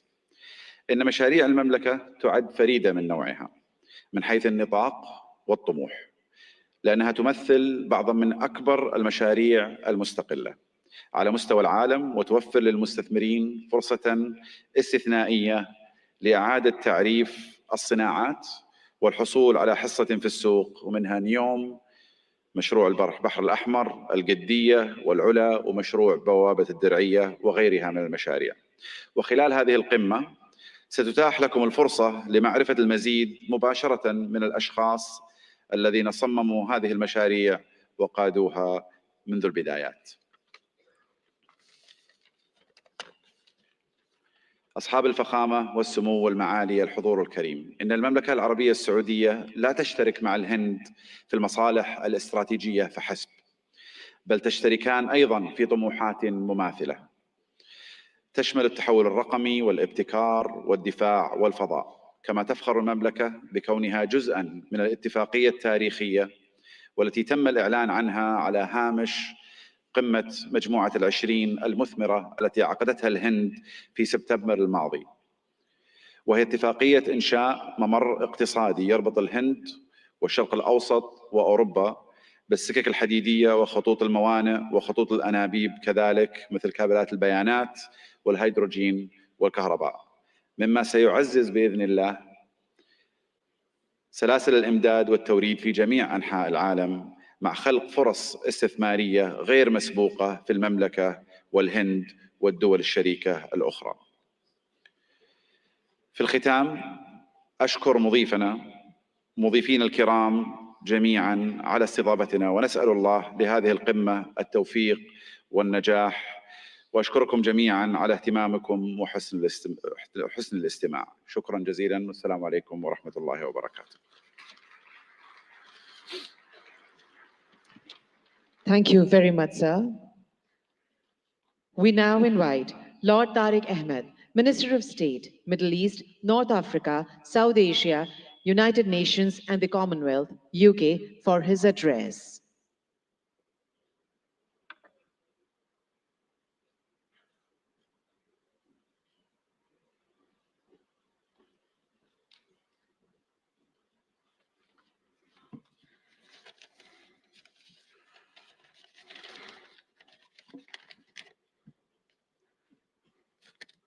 Honorable Prime Minister Narendra Modi ji, Chief Minister, President, Your Excellencies, ladies and gentlemen, and keeping with the tradition, I too can use the phrase, bhaiyo aur behno. Britani sarkar ki taraf se भारतीय सरकार को नमस्कार और बहुत बहुत बधाई हो। मुझे बड़ी खुशी है कि आज ब्रितानी का सरकार का नुमाइंदा एक ऐसा इंसान है जिसका हिंदुस्तान से एक गहरा ताल्लुक है। Prime Minister Modi ji, you defined the living bridge between our United Kingdom and India. And therefore, it is appropriate that I also extend the greetings of my Prime Minister, Rishi Sunak, indeed the son-in-law of Bharat, the son-in-law of India. And on this occasion of the 10th Vibrant Gujarat, it's my honor to represent the British government on this auspicious occasion. This summit has truly, in every sense, served as a masterclass on how to go about attracting global investors, to have a stake in that remarkable growth, which, as we've seen captains of industry line up and say, is truly remarkable of India, Bharat's story. Our nations may be separated by thousands of miles geographically, but that vast distance can diminish with the warmth between our people, that living bridge. And there is so much in common between our two nations. I'm going to park the whole theory of cricket for a moment, but that is an important bridge. And to those nations represented here who don't quite understand cricket, I assure you we, the UK and India, stand together in helping you understand this great game. But India's leadership, and in congratulating the Prime Minister and indeed the whole government of India on G20 last year, was a true testament to its determination. And I'm grateful to my friend, the Minister for External Affairs, Jaishankar ji, for your leadership during that occasion, along with Prime Minister Modi ji as well. And I'm really confident, Prime Minister, that this living bridge of people and ideas and innovation will truly make our partnership a potent combination for the years ahead. And I just want to reflect briefly on the why this is. India is the second largest investor in the United Kingdom. More than 900 Indian businesses operate in the United Kingdom. Indian FDI in the UK is growing faster than any other country. And for our part, the United Kingdom has a unique mix of world-class expertise and indeed talent. Total trade in goods between our two nations stands at over 38 billion pounds. That's close to $50 billion. And that's increased in the last year alone by 24%. And that demonstrates the real strength between the two nations. The United Kingdom is the most globally connected economy in the G20, ranked second globally for soft power, and the first in the G7 for international research, collaboration, and impact. And I know those are important sectors right here in Gujarat and for India as well. And we've heard already a great deal about green finance. London is also #1 globally for green finance. And that's why we are truly ambitious. We are excited by the potential of our partnership with India, and in particular with the state of Gujarat. And the United Kingdom is collaborating on many exciting projects in how we develop our relationship with Gujarat as we move forward. Take, for example, the Statue of Unity, designed by UK architects, Arab, which now stands tall as a symbol of a new, confident India. Or the JCB factory, designed by Mott MacDonald, whose machinery is now powering India's incredible infrastructure development. But, Prime Minister, Chief Minister, we want to go further. We want to do more. And of course, we understand the power of education, and we're proud of the strong association between India and the United Kingdom when it comes to our education sectors as well. When you power someone, an individual, no matter where in the world, through education, you empower them, their families, their communities, indeed their nations. And I know, Prime Minister Modi ji, what a priority this is for you. And it is also live right now. We have just signed a MOU to enable closer collaboration between our higher education institutions. We want to go further in the areas of the creative economy, nurturing artists and boosting cultural exchange. Be in no doubt, business links will continue to grow, creating jobs and prosperity, whether it's from here in Ahmedabad to Aberdeen in Scotland in the United Kingdom. Our old friendship is blossoming into a new partnership. Bharat और ब्रितानी एक बहुत गहरी दोस्ती है, एक जिंदा संबंध है.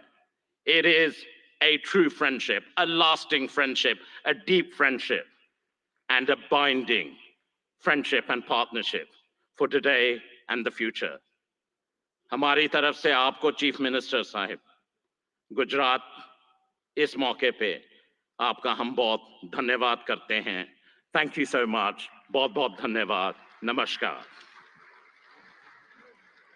Thank you very much, sir. We now invite His Excellency Mr. Vahan Karobian, Minister of Economy, Armenia.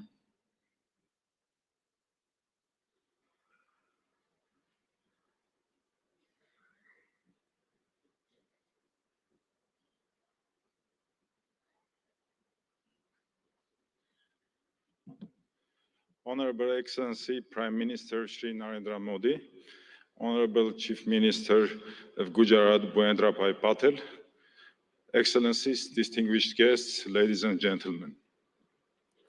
Welcome to the vibrant Gujarat 10th Global Summit. As Minister of Economy of Armenia, I'm delighted to share the remarkable strides of our nation has made, especially in the realm of technology, trade, and investment.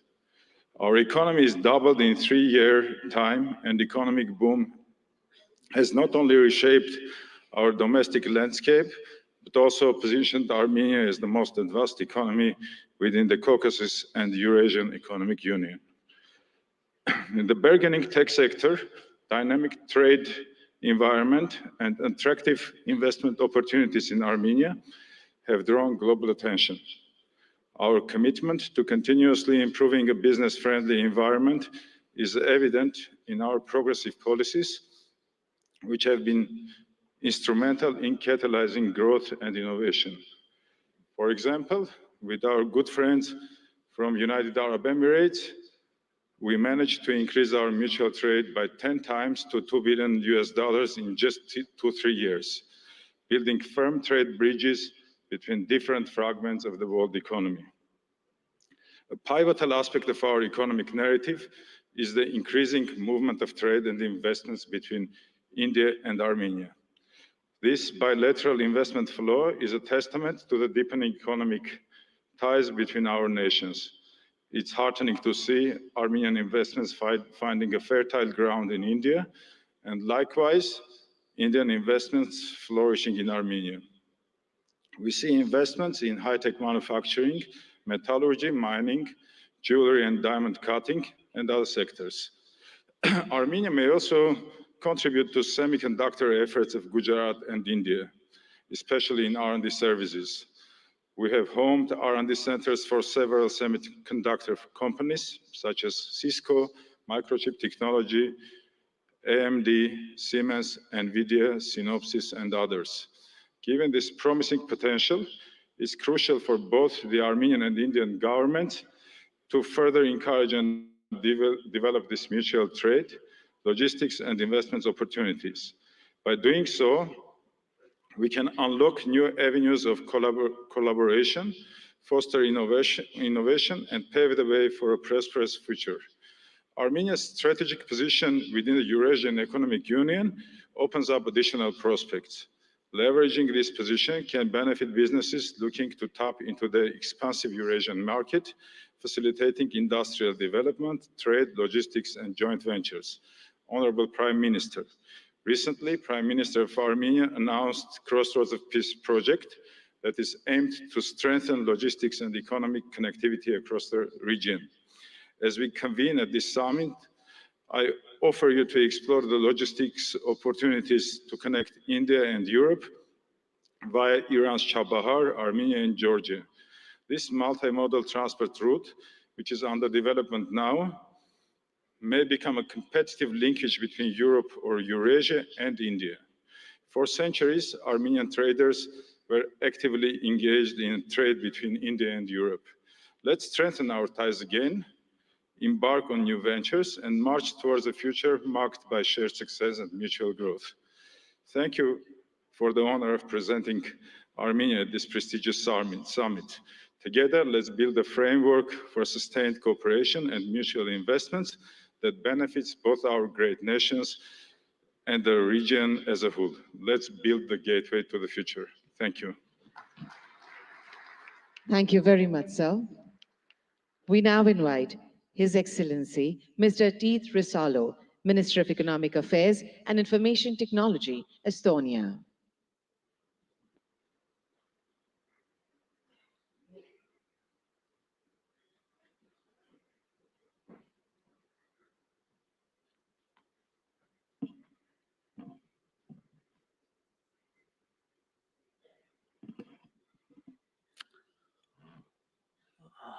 Prime Minister, Chief Minister, Excellencies, ladies and gentlemen, dear friends, namaste, or tere hommikust, as we say in Estonian. I believe India is a spiritual country where people believe still in miracles. And let me present you one straight away. It's me standing here representing the Republic of Estonia, free and independent country with a population of 1.4 million. Archaeology tells us that Estonians have been living in the same place for 5,000 years. But from the written history of 1,000+ years, we have been independent only 50. Despite that, we have maintained a unique culture and a full-blown,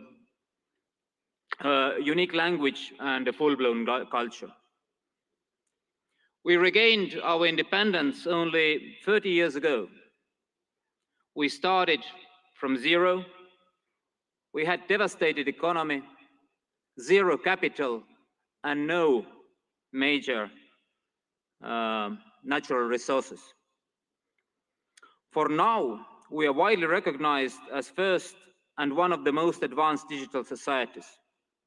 Estonia is a global leader in harnessing the power of technology for its citizens. But the truth is, miracles just don't happen. You have to work hard to arouse them. And that's why we are here, to work together with nations and regions who share the same values: democracy, rule of law, market economy, drive forward. India certainly has an instrumental role to play that those values prevail globally. You have proved it repeatedly, most recently with the excellent execution of the G20 presidency. Thank you again, Prime Minister Modi, for the leadership. Estonia is ready to work with you and offer our best knowledge on digital public goods, on e-governance, cybersecurity, green tech, educational technology, and personal medicine. And we know India grows when the states grow. So we're happy to work on all this with Gujarat, because Gujarat means growth. And then, if we work hard, we know the reward. In the end, the truth alone trumps. Thank you. Hope for a good cooperation. Thank you very much, sir. We now invite His Excellency, Mr. Riyad Mazzour, Honorable Minister of Industry and Commerce, Morocco, for his address.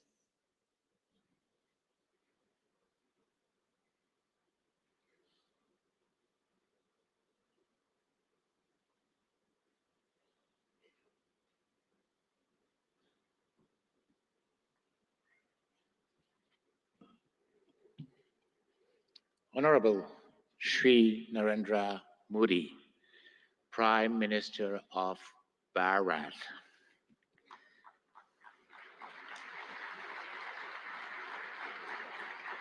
Honorable Chief Minister of Gujarat, Shri Bhavendra Patel.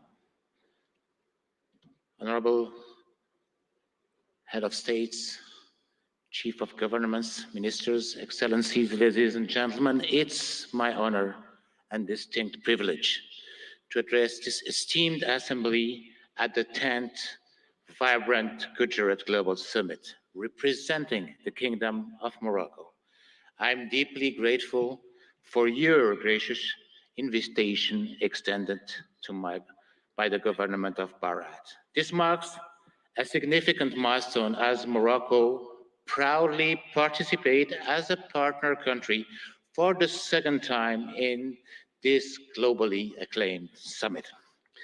This summit, an initiative that we owe you, Prime Minister Modi, that we owe to your leadership, stands as a beacon of opportunity, not only in fostering business projects, but also in fortifying the enduring bonds of cooperation and friendship that so splendidly unites Morocco and Bharat.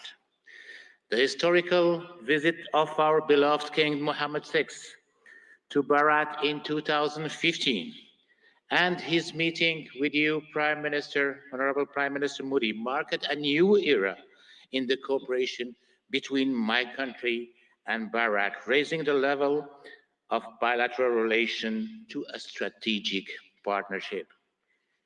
Even our beloved king at that time expressed his admiration for the Indian model, which has succeeded in emerging as one of the largest world economy.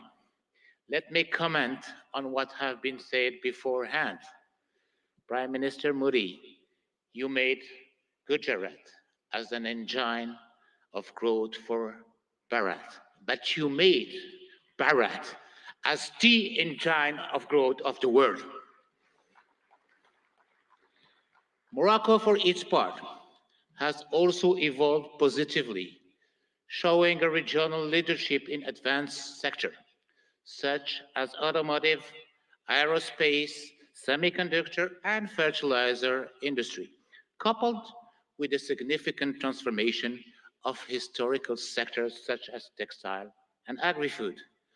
All sectors have been performing remarkably well despite successive crises, which confirm the undeniable success of the industry policy of Morocco, Gujarat, and Bharat.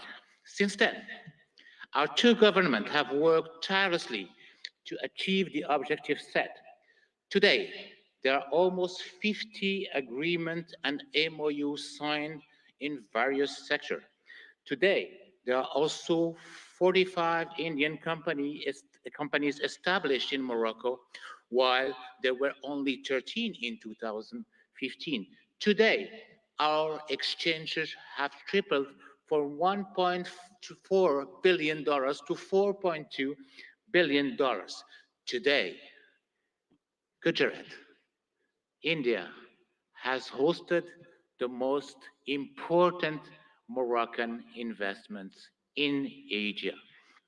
This is a testimony of the great momentum that had been injected into Moroccan-Indian bilateral relations, and I'm confident this will continue to grow as both of our nations share a commitment to economic growth, sustainable development, and mutual prosperities. Ladies and gentlemen, under the guidance of our beloved king, Morocco has embarked on a transformative journey, guided by a strategic development roadmap that has steered the nation towards openness and remarkable progress. In the face of supply shocks and succession of global crises, Morocco's resilience has been extraordinary, showcasing its agility to navigate through multifaceted challenges with innovative solutions. Indeed, our country GDP has tripled in the last 20 years, and we multiplied our manufacturing export by 6 since 2000. Today, 87% of our export are manufactured products. Today, Morocco is the first manufacturer of cars in Africa and one of the most competitive countries worldwide in producing cars and renewable energy. Well, the best and the most competitive country in producing cars is still Bharat. Moreover, thanks to our ideal position as a continental and world-class hub, its free trade agreements giving access to more than 100 countries and 2.3 billion consumers, and its political and monetary stability, Morocco offers great opportunities for investors to settle. Ladies and gentlemen, given the commitment of my country in accordance with the high royal vision to the promotion of an active, solid, and supportive cooperation in a spirit of co-development and shared growth, Morocco and Bharat can work closely through a South-South triangular cooperation to promote growth in Africa, India, and in the world. Indeed, our strategic partnership should also enable our countries to develop joint initiatives that include the entire African continent in the process of industrializing and developing economies, but also to ensure food and health securities. Ladies and gentlemen, the time is ripe for Morocco and Bahrain to forge a stronger, more dynamic partnership by leveraging our respective strengths and addressing the challenges together. We can create a future marked by shared prosperity, innovation, and growth. Thank you very much. Thank you very much, sir. We would now like to welcome His Excellency Mr. Prakash Sharan Mahat, Finance Minister of Nepal.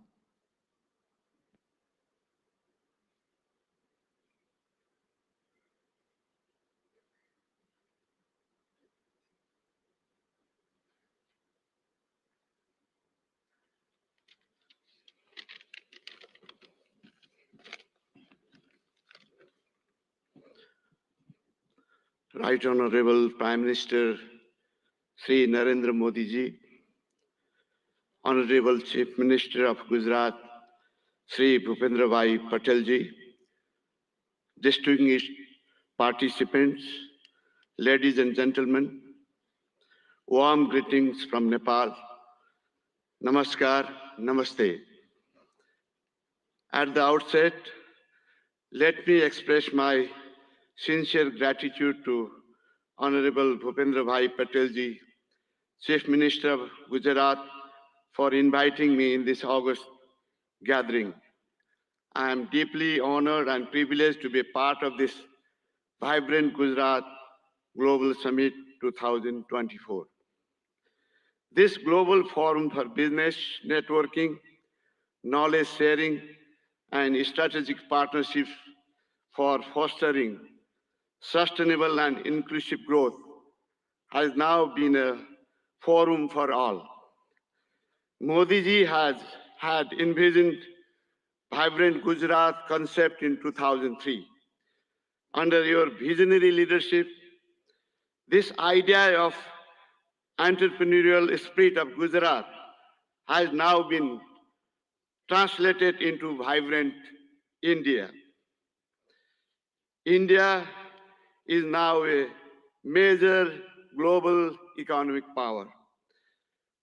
I also like to commend Modi ji for your transformative leadership during G20 presidency, which has brought this mechanism to a next level. That is, you have made this more inclusive and broader. Vibrant Gujarat development model, which you are translating nationwide, has been a source of inspiration for many countries, including Nepal, is now managing financial resources and technological know-how for addressing economic, social, and environmental challenges of our time. Nepal and India, actually, Bharat, since thousands of years, have common places of great Hindu and Buddhist religious worships. And we are visiting each other's places since ancient times. I am happy to inform you that visitors from Gujarat are one of the largest in Nepal. I still have fresh memory of Modi ji's statement delivered in our parliament in 2014, particularly your emphasis on HIT, that is highways, information ways, and transmission ways. I am happy to share that we are working together in all these areas to improve connectivity, strengthen market linkages, and to reduce transaction costs. Recently, Nepal and India have signed a long-term power purchase agreement of exporting 10,000 megawatt of electricity to India over 10 years of time. This will immensely open up investment opportunity in hydropower in Nepal. It will also contribute to achieve green energy transition target, not only for Nepal, but also in India. Situated between two global economic powers, Nepal has adopted liberal, market-oriented economic policy since the early 90s and is a member of several international organizations and multilateral agencies. And we are implementing trade and investment policies and regulation of international standards. Nepal provides investor-friendly regulatory and legal framework with macroeconomic stability and rule-based democratic political system. Our legal system prohibits nationalization of private enterprises and properties. We guarantee national and non-discriminatory treatment to foreign investment. Those who have invested in Nepal are enjoying good returns on their investment. The abundant natural and educated human resources, together with potential domestic and export market, ensures attractive return for prospective investors. There are huge untapped investment opportunities in Nepal, in energy, tourism, agribusiness, and ICT. There are also other potential areas of investment such as health, education, manufacturing, construction, transportation, mining, banking, and financial services. Nepal is organizing investment summit in April 28 and 29 this year in Kathmandu. I would like to use this occasion to cordially invite all captains of industries and entrepreneurs from India and other participating countries for your valuable involvement in this summit. I hope your innovative business ideas and investment decisions will be a milestone for unlocking growth potential of Nepal. Once again, I would like to express my sincere thanks to the state government of Gujarat for providing me this opportunity to witness remarkable confluence of minds and energies in vibrant Gujarat Global Summit. I wish for the grand success of this summit. Thank you very much. Thank you very much, sir. We now invite His Excellency Mr. Tran Lu Quang, Deputy Prime Minister of the Socialist Republic of Vietnam, to deliver his address.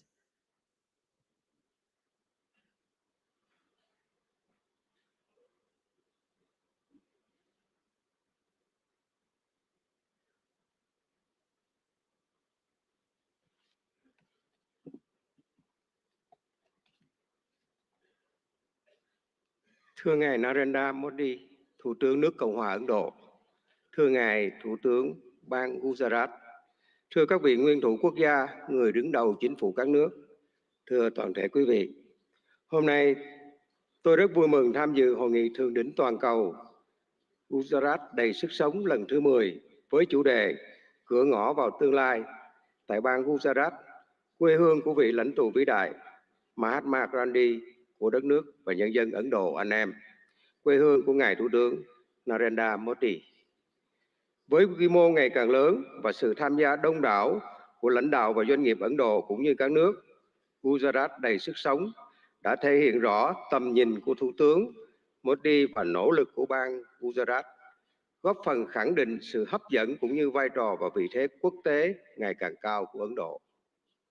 Chúng ta đang sống trong một thế giới đầy biến động phức tạp và khó lường.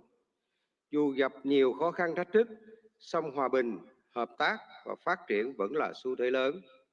Chúng tôi đánh giá cao việc hội nghị lần này tập trung thảo luận những động lực, xu thế phát triển mới, trong đó có kinh tế xanh, kinh tế tuần hoàn, kinh tế số, thành phố thông minh. Đây cũng là những lĩnh vực ưu tiên trong tiến trình phát triển và hội nhập quốc tế của Việt Nam. Để thúc đẩy mạnh mẽ các lĩnh vực nêu trên, hướng tới các mục tiêu phát triển bền vững, chúng tôi cho rằng các chính phủ cần tạo lập khuôn khổ chính sách, pháp lý và môi trường đầu tư kinh doanh thuận lợi, ổn định, minh bạch, công bằng, triển khai các chiến lược, kế hoạch một cách nhất quán. Nguồn vốn từ đầu tư công của chính phủ cần đóng vai trò dẫn dắt, đồng thời khuyến khích mạnh mẽ và thu hút hiệu quả các nguồn lực của khu vực tư nhân và đầu tư nước ngoài. Trong hợp tác quốc tế, cần đưa các lĩnh vực này thành nội dung hợp tác chủ đạo và ưu tiên dành nhiều nguồn lực hơn nữa để hiện thực hóa. Các nước phát triển cần tăng cường hỗ trợ các nước đang phát triển về vốn, chuyển giao công nghệ, kỹ thuật, quản trị hiện đại, đào tạo nguồn nhân lực. Là nền kinh tế phát triển nhanh và năng động, có quy mô lớn thứ 5 thế giới, Ấn Độ hoàn toàn có thể và đang ngày càng phát huy tốt hơn nữa vai trò dẫn dắt trong tiến trình này. Thưa tất cả quý vị, thời gian qua, quan hệ hữu nghị truyền thống và đối tác chiến lược toàn diện giữa Việt Nam và Ấn Độ không ngừng phát triển trên các lĩnh vực. Việt Nam trân trọng cảm ơn và đánh giá cao sự hỗ trợ hiệu quả của Ấn Độ trong đào tạo nguồn nhân lực, phát triển khoa học công nghệ, chuyển đổi năng lượng, chuyển đổi số. Trong thời gian tới, chúng tôi mong muốn đẩy mạnh hơn nữa hợp tác với Ấn Độ nói chung và bang Gujarat nói riêng, nhất là trong các lĩnh vực có thế mạnh của Ấn Độ và phù hợp với ưu tiên phát triển của Việt Nam. Trong đó, nhiều lĩnh vực sẽ được trao đổi tại hội nghị lần này. Là bạn, là đối tác tin cậy và là thành viên tích cực, có trách nhiệm trong cộng đồng quốc tế, Việt Nam luôn hoan nghênh và sẵn sàng tạo một điều kiện thuận lợi nhất để các doanh nghiệp Ấn Độ đầu tư, kinh doanh lâu dài ở Việt Nam. Chúng tôi tin tưởng rằng hợp tác tốt đẹp giữa Việt Nam và Ấn Độ không chỉ mang lại lợi ích cho cộng đồng doanh nghiệp và nhân dân hai nước, mà còn đóng góp tích cực cho hòa bình, hợp tác và phát triển thịnh vượng, bền vững ở khu vực và trên thế giới. Xin chúc Ngài Thủ tướng Modi, các vị lãnh đạo và toàn thể quý vị sức khỏe và hạnh phúc. Chúc hội nghị của chúng ta thành công tốt đẹp. Xin trân trọng cảm ơn.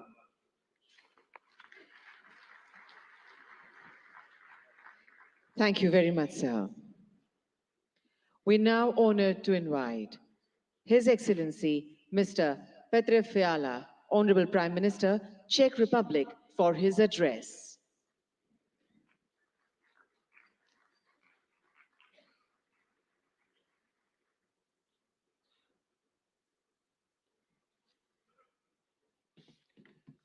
Honorable Prime Minister Modi, Chief Minister Patel, Presidents, Excellencies, ladies and gentlemen. First, please let me congratulate you on 20 years of this successful summit. I'm excited to see Gujarat's impressive economic growth and to feel the energy of the largest democracy in the world. Thank you, Chief Minister Patel, for your kind hospitality. It is a real pleasure to be here.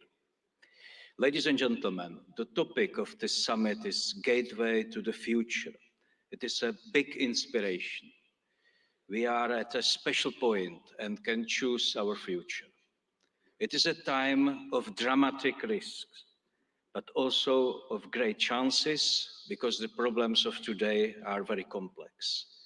It is not wise to concentrate on only one strategy.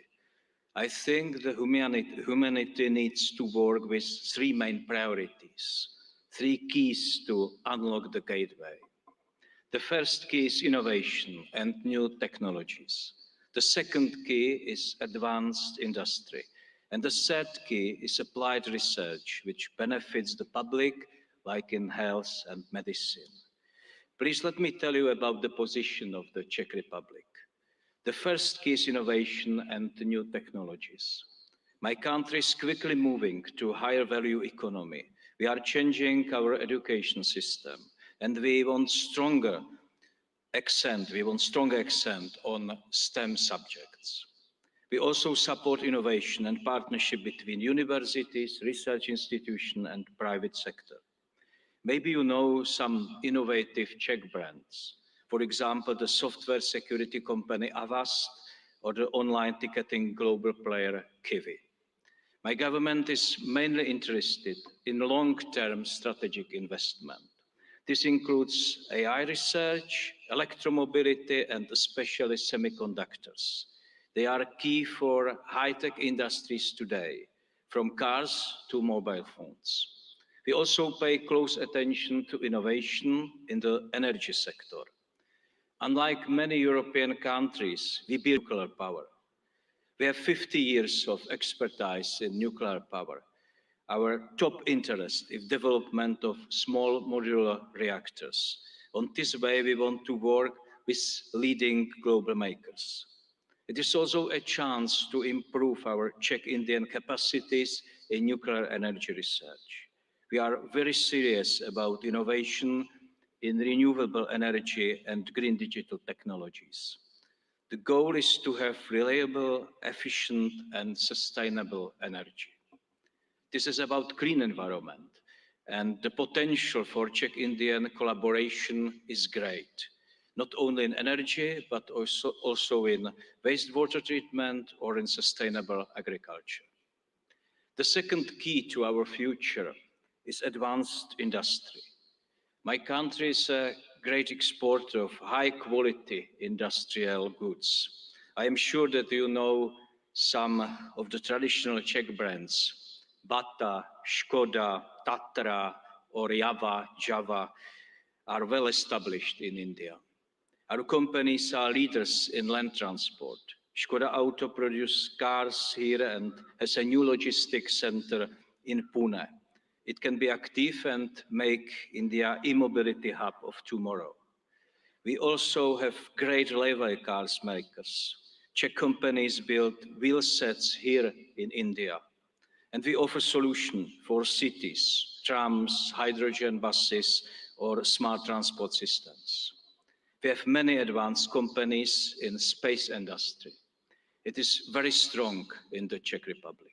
Their products are parts of rockets and satellites from the European Space Agency and others. Our aerospace and defense industry is always ready to help our friends in India. In all sectors of our industry, we are proud of traditional and new products and their quality. The third key is applied research in fields like healthcare and medicine. There are many major issues in public health: lifestyle diseases, sustainability of public health systems, and the new health dangers. COVID-19 is a typical example. It shows us the benefits of international cooperation, sharing results and experience, and fighting the virus faster than ever before. It also shows us the need to be prepared for other new dangers.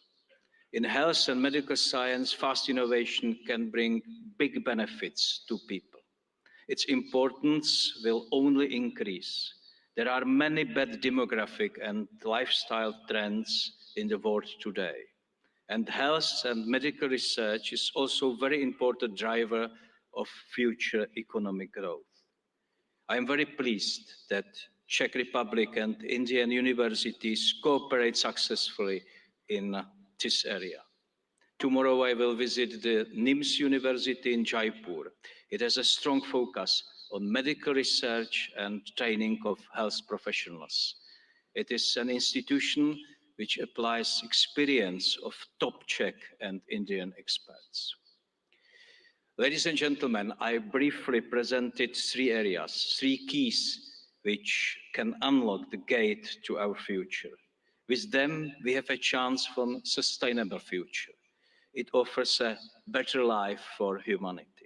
All of them are connected to science, technology, and innovation. This is intentional. I believe that knowledge is the most important factor for growth, well-being, and happiness. I'm very happy that the partnership between India and the Czech Republic is based on this vision. We show this today together with Prime Minister Modi by endorsing our strategic partnership on innovation. The partnership covers many areas, including science, new technologies, energy, healthcare, or infrastructure. There is great potential in this joint statement. India and Czechia understand the role of innovation in solving the challenges of today. Our countries believe that the economy of the future will depend on deep cooperation. This gives me great hope that our partnership will bring concrete results for our peoples. Ladies and gentlemen, the future can bring many new problems, but we already know how to be prepared by focusing on skills and innovations and by working with trusted partners. I wish you a successful discussion and thank you.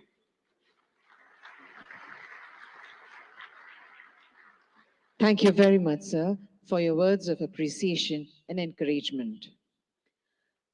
We now feel proud in inviting His Excellency, Mr. Philip Nyusi, Honorable President, Mozambique, to deliver his address.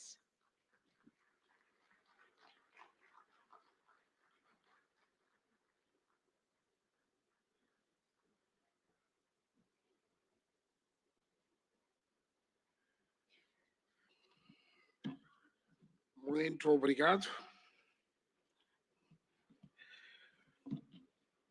Sua Excelência Narendra Modi Ji, Primeiro-Ministro da República da Índia. Sua Excelência José Ramos Horta, Presidente de Timor-Leste. Sua Excelência Petra Fiala, Primeiro-Ministro da República Tcheca. Sua Excelência Bhupendra Patel, Ministro-Chefe do Estado de Gujarat. Senhores ministros presentes nesta cimeira, minhas senhoras e meus senhores. Inicio a minha intervenção saudando e agradecendo a Vossa Excelência e meu irmão Narendra de Mordadas Modi, Primeiro-Ministro da Índia, pelo convite que nos foi formulado na qualidade de parceiro para participar neste evento de grande relevância para os nossos países.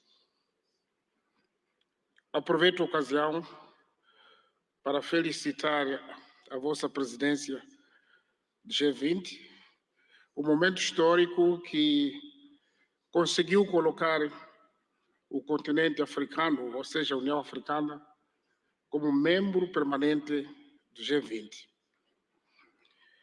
Saudamos de forma distinta a Sua Excelência Bhupendra Patel, Ministro-Chefe do Estado de Gujarat, ao povo e governo de Gujarat, pelo acolhimento que nos tem sido dispensado desde a nossa chegada a esta histórica cidade industrial, o maior centro de refinaria de petróleo do mundo e de corte e polimento de diamantes. Senhor Primeiro-Ministro, Excelências, em Ahmedabad me sinto em minha própria casa, pois foi daqui que adquiri conhecimentos que me têm ajudado a adicionar ao que antes tinha conseguido, e com o espírito de sempre aprender, me permite dar a minha humilde contribuição para o desenvolvimento do meu país, Moçambique. Suprabhat Mara Gujarat Deshwasione. Umujamachu Habar Namaste. A República de Moçambique participa neste fórum singular de Gujarat com o objetivo de aprender e partilhar a experiência a nível estatal, empresarial, da sociedade civil e da academia, conforme está estruturado no evento. É nosso interesse identificar oportunidades e estabelecer parcerias para coletivamente e com base em vantagens mútuas criar alicerces para o desenvolvimento harmonioso, criação da riqueza e do bem-estar para os nossos povos. A República da Índia e o estado de Gujarat, em particular, oferece a muitos países em desenvolvimento a oportunidade de partilhar a experiência de resiliência e de superação perante obstáculos ao desenvolvimento. O fato desta Cimeira Bienal, instituída há mais de 20 anos, assumir-se como ponto de partida para a autossuficiência de uma região, a Cimeira Global de Gujarat tem também a particularidade de encorajar os países e estados a fazerem uma apresentação sobre as oportunidades de negócio e de investimentos que oferecem. O nosso interesse em aprender da experiência de Gujarat é ainda maior porque acreditamos na estratégia de desenvolvimento baseada na autossuficiência, ou seja, na produção e transformação interna de recursos ao nosso dispor, destinada a autoconsumo e exportação.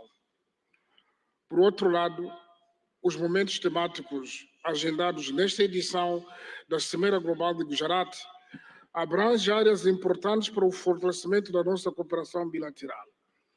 Destacamos a promoção da feira comercial, os temas sobre a transição para a economia verde no âmbito do desenvolvimento econômico sustentável, tecnologia e inovação como motores de crescimento econômico e a questão do financiamento de infraestruturas sustentáveis. Excelências, Moçambique é um país com potencialidades econômicas ainda por explorar. Pois vejamos, possui terras aráveis e rios abundantes, condições propícias para a prática da agricultura industrial, pecuária e pesca. Mantém enormes reservas para o desenvolvimento da indústria extrativa e transformadora. O país dispõe ainda de grandes reservas de areias pesadas, para além de outros minérios de elevado valor comercial, como tais diamantes, pedras preciosas, cobre, ferro, grafite. Aliás, falando do grafite, o CEO da Suzuki falou da produção de baterias.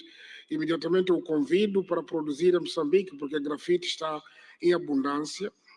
Mas também Moçambique possui carvão mineral, e já estamos a exportar para este país em grandes quantidades. Isso só para citar alguns exemplos. O nosso país é também conhecido como detentor de enormes potenciais energéticos, energia hídrica, eólica, solar, e estamos agora a projetar a construção de uma grande barragem hidroelétrica para mais de 1.500 megawatts. Esperamos que pode haver interesse de participar conosco ainda. Isso incluindo também uma das maiores reservas de gás natural do mundo, na bacia do Rovuma. Aliás, sei dizer que 3 empresas maiores deste país são parceiros na exploração do gás em Moçambique. Moçambique oferece igualmente oportunidades para o desenvolvimento de todo tipo de turismo, incluindo o ecoturismo. O nosso país, por ser banhado pelo nosso oceano comum, que é o Oceano Índico, permite que o canal de Moçambique seja a rota comercial estratégica de muitos países, incluindo os países de interlente da África Austral, cujo acesso ao mar é através de Moçambique. Também desfilou neste pódio o CEO do DP World. Ele pode ser testemunho porque já estão a operar nos portos moçambicanos. Portanto, investir em Moçambique é também tirar benefício das oportunidades econômicas que a sub-região da África Austral, isto é, dos países da SADC, oferece com um mercado de mais de 250 milhões de habitantes. A legislação sobre investimentos em Moçambique oferece um pacote de investimentos de incentivos aos investidores que decidam apostar no país para a produção de bens e serviços que criam oportunidades de emprego para os jovens moçambicanos e concorram para o acréscimo de valor, industrialização e modernização da economia. Neste contexto, para fortalecer a cooperação internacional, através da criação de parcerias produtivas conducentes a uma rápida aceleração do crescimento econômico global e melhoria das condições de vida das nossas populações. Convido mulheres, homens de negócios indianos e de todas as outras partes do mundo aqui presentes a investir em Moçambique numa base de ganhos mútuos.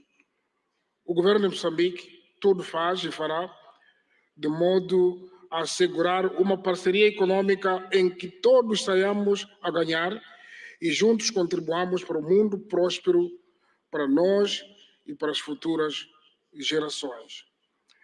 Termino afirmando que a meta coletiva ficou patente, que é melhorar as condições de vida da humanidade, num ambiente de paz, cooperação, solidariedade e de sustentabilidade em que se respeite e se preserve o planeta Terra, a nossa casa comum. Fazemos votos que desta semeira brotem negócios viáveis em benefício dos nossos países e povos.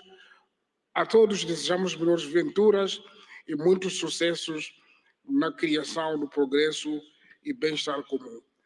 Obrigado, parabéns, Primeiro-Ministro Modi. Thank you so much, sir, for your words of praise and your insights on shared journey of development. We would now with pleasure invite His Excellency, Mr. José Ramos Mirta, Honorable President Timor-Leste, to deliver his significant address.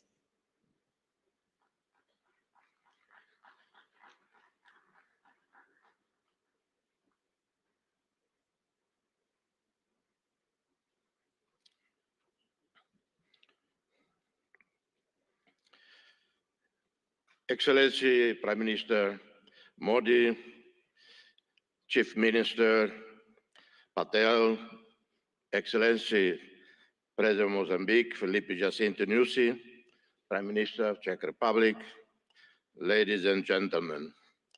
It is always a real pleasure to set foot on this land of a great ancient civilization. I first visited India on a personal capacity in April 1992, having spent more than a week in Dharamsala.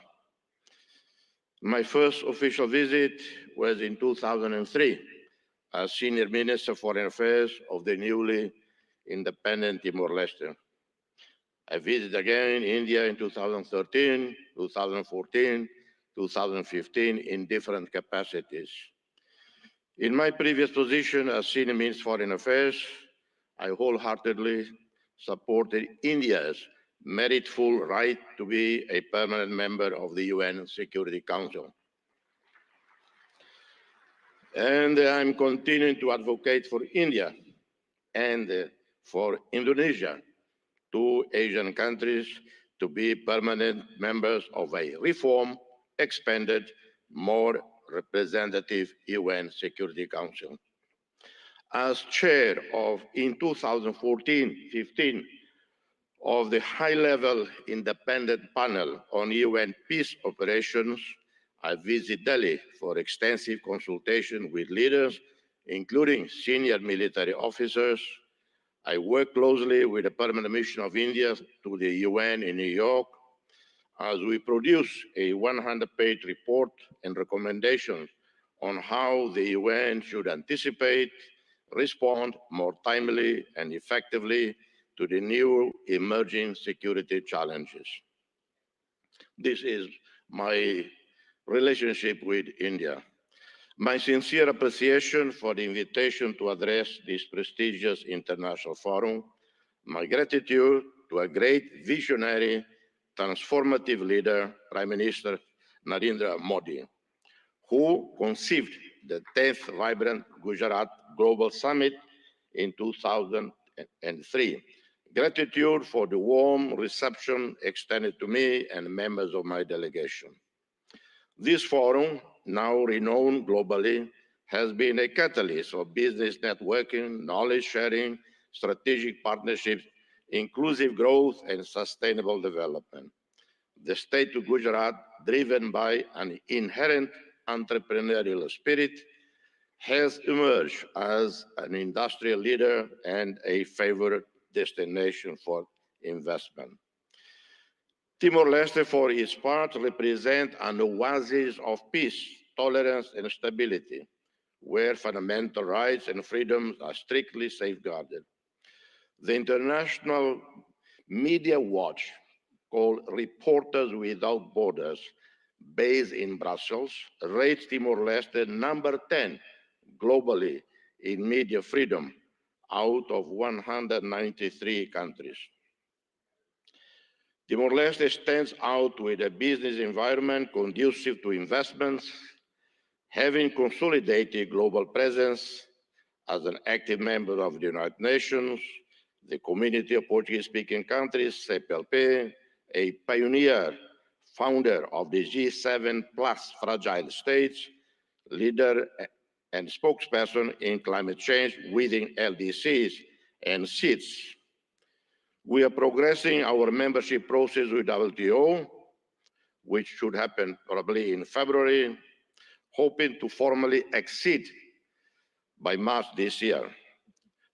Formal ASEAN membership should occur in 2025. We are committed to creating a favorable business environment with legislation in line with international best practices, protecting foreign investments, eliminating double taxation, open PPPs, BOTs, and any other mutually beneficial modality consistent with the priorities outlined in our National Strategic Development Plan. We have a sovereign wealth fund with significant investments in US Treasury bonds and other developed market bonds, and have invested significantly in equities internationally with more than 1,000 portfolios, with annual returns of over 8%. We have zero debt to commercial banks. Our debt to regional or multilateral lending institutions is 13% of our GDP. Our young and vibrant diaspora present in countries such as Australia, South Korea, Indonesia, Malaysia, Portugal, the United Kingdom contribute significantly to the development of both host countries and Timor-Leste, with foreign remittances being an important part of our society well-being. We invite you, ladies and gentlemen, to invest with us, be part of the realization of a dream. Opportunities abound. I outline some. In the tourism sector, almost the entire northern coast of Timor-Leste, plus Atauro and Jaco Islands, teem with the richest biodiversity in the world. That's according to Conservation International, not according to me personally. Boasting the healthiest coral biodiversity in the entire region, known as the Amazon of the seas. Atauro Island, located north of Timor-Leste's capital, is recognized as a most important part of the global center of marine biodiversity and a global priority for conservation. We integrate a region that covers 1.6% of the planet's ocean area, bursting with marine life, home to 76% of all known coral species in the world, and habitat of more than 3,000 species of fish. We are seeking investments and partnerships in hotels, resorts, homestays, convention centers, restaurants, services, customer support, wellness, and hospitals. In the oil, gas, minerals and renewables, we have a vast resources, oil and natural gas reserves, onshore and offshore, within our exclusive economic zone, where the Greater Sunrise gas field stands out, whose consortium led by Woodside is expected to bring this important wealth onshore very soon. In the coming years, Timor-Leste will invest in the construction of a modern gas pipeline and petrochemical industry as part of our major Tasimane project. This major national investment includes, among others, the construction of a refinery, the adaptation of our power station to natural gas, and the development of a multifunctional supply base for all the related needs. We also have large reserves of other minerals, huge marble structures, limestone, as you know, a key resource for the development of cement industries and other construction products, capable of feeding the domestic market and supplying growing foreign demand. Green economy, renewable energies. Committed to sustainable development, we seek to invest in renewable energy as prudent, incremental transition to renewable energies. We are looking forward to working with the UAE, led by a visionary leader, our friend, President Sheikh Mohammed bin Zayed Al Nahyan, with whom we share many commonalities.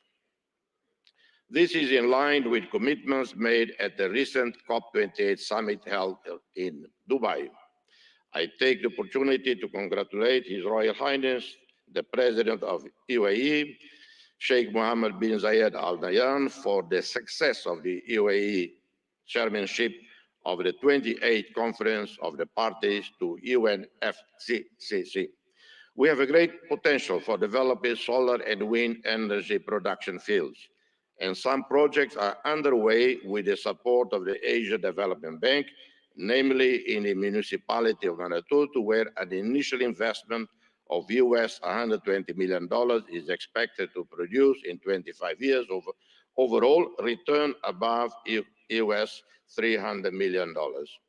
We seek to develop hydroelectrics with the construction of dams and mini hydroelectric plants that can take advantage of the mountainous terrain and rainy season, guaranteeing access to clean energy and reserve water for irrigation and urban supply. Infrastructure and transport. In the last 15 years, we have seen dramatic improvements in our infrastructure sector. National roads, electricity now covering 96.1% of the country, one state-of-the-art port, the Port of Tiber Bay, operating since 2022, with a total investment of $280 million. This was a first public-private partnership celebrated between Timor-Leste with the French Bolloré Group and the World Bank. One of the best projects in this sector, it is capable of transforming this port into a hub for connecting people and goods at regional level. We are also starting the first phase of the expansion of Dili International Airport with an initial investment of $97.7 million, partially funded by the ADB, IFC, and the governments of Australia and Japan. This includes expanding the runway, building a modern terminal. This links up to a wider program facilitating air services with other national and regional airports, combined with aircraft maintenance network capable of transforming Timor-Leste into a hub for air connectivity and services. In connectivity, we are looking forward to the arrival onshore in Dili in 2024, 9 months from now, of a submarine cable from Port Hedland, Australia, a project funded by the Australian government. Health, the development of the national health system with improvement and modernization of our primary, secondary, tertiary healthcare network go hand in hand with investments planned in tourism, infrastructure, in different economic activities, responding to the needs of our national and foreign customers. We are looking at building new, modern, well-equipped hospitals. In 2002, we had 20 medical doctors for roughly 900,000 people. In 2024, we have over 1,200 medical doctors for 1,400,000 people. Our ASEAN roadmap and accession anticipates the construction of suitable infrastructure to host international summits, such as airports, communication facilities, 5-star hotels, convention centers, modern health and hospital services. Agriculture, fisheries, and forestry. Timor-Leste has great potential for agricultural development. Traditional crops such as rice, coffee, maize, cassava, cocoa, vanilla. We have one of the best, or I would say the best coffees in the world. I apologize to any coffee producing country here, but I think we are rated the best in the world. And the Prime Minister, I suggest Indians should drink more coffee. That would help selling our coffee. We plan to develop projects that can respond to the needs of domestic consumers, enhance food security and self-sufficiency in order to reduce excessive dependence on imported food. We will invest more in the production, processing, distribution, and export of meat, fish, and seafood, milk, and dairy products with added value that may contribute to reducing malnutrition and poverty. Investments can also be in the reforestation of areas at risk of natural disasters, planting traditional species such as sandalwood, or those with great commercial potential such as mahogany. Inspired by India, we seek technologically sustainable growth, promoting innovation and digital economy. India has highly trained and specialized human resources in the new technology sector, taking advantage of the different telecommunications infrastructures. You have also been successful in developing highly profitable digital economy projects that benefit the entire production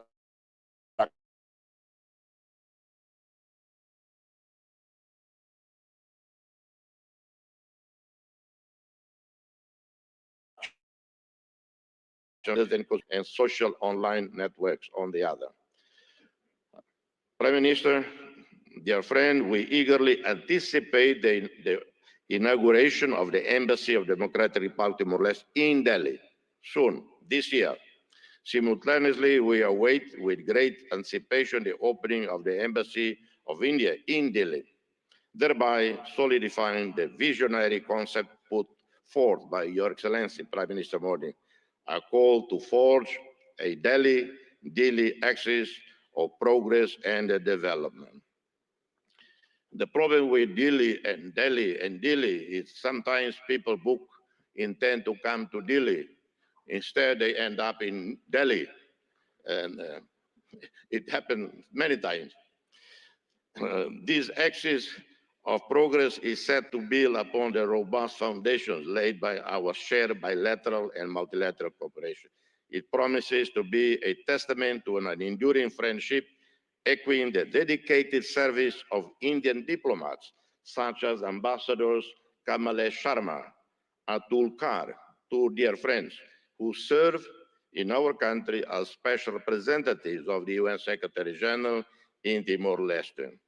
Our gratitude extends to the 7,737 peacekeepers, military and police, who played a critical role over a decade of United Nations missions in Timor-Leste. India, a active contributor to UNTAED, UNICEF, UNOTIL, UNMIT, played a critical role in fostering stability and security in Timor-Leste. India's commitment to assisting Timor-Leste in developing essential human resources, diplomats, and the leadership officers as part of its process to accession to ASEAN is highly commendable, and we are very grateful to you, Prime Minister. Notably, 12 diplomats have recently undergone training at the Sushma Swaraja Institute of Foreign Service, a demonstration of fulfillment of this commitment. We hope to expand this partnership in coming years. May this summit thrive as a catalyst for fostering fruitful partnership for global sustainable development and shared prosperity. I thank you, and God bless you all. Thank you. We are privileged to have heard the Nobel laureate, His Excellency, Mr. Jose Ramzota. Thank you so much, sir, for your enriching address. Honorable Prime Minister Shri Narendra Modi ji, a global leader rooted in the philosophy of Vasudhaiva Kutumbakam, envisions a sustainable future through initiatives like Viksit Bharat at 2047, aiming for a developed India by 2047 with a 5 trillion economy. He relentlessly emphasizes sustainable growth. Hailing from vibrant Gujarat, Modi ji's leadership reflects its ethos of entrepreneurship and progress, showcasing Gujarat as a model for development. His global outlook aligns with a vision for an inclusive and prosperous future inspired by Gujarat's cultural richness and economic vibrancy. स्वयं की ज्योति से चमकेगा वो तो हीरा लाल है, स्वयं मस्तक पर जिसके दामोदर का हाथ है. Ladies and gentlemen, please join your hands together to welcome the one and only Honorable Prime Minister of India, Shri Narendra Modi ji.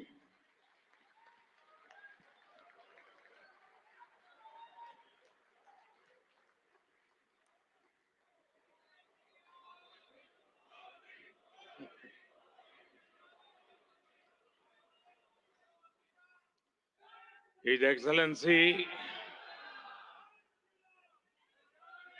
Mr. Philip Nyusi, President of Mozambique, His Excellency Mr. Ramos Horat, President of Timor-Leste, His Excellency Mr. Petr Fiala, Prime Minister of Czech Republic, Gujarat के governor Acharya Devvrat जी, यहाँ के लोकप्रिय मुख्यमंत्री भूपेंद्र भाई पटेल, देश विदेश से आए हुए सभी विशेष अतिथि, अन्य महानुभाव, देवी और सज्जनों, आप सभी को 2024 की अनेक अनेक शुभकामनाएं।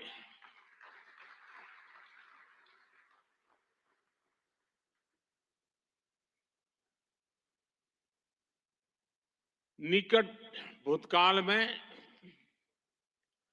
भारत की आजादी के 75 साल पूरे हुए और अब भारत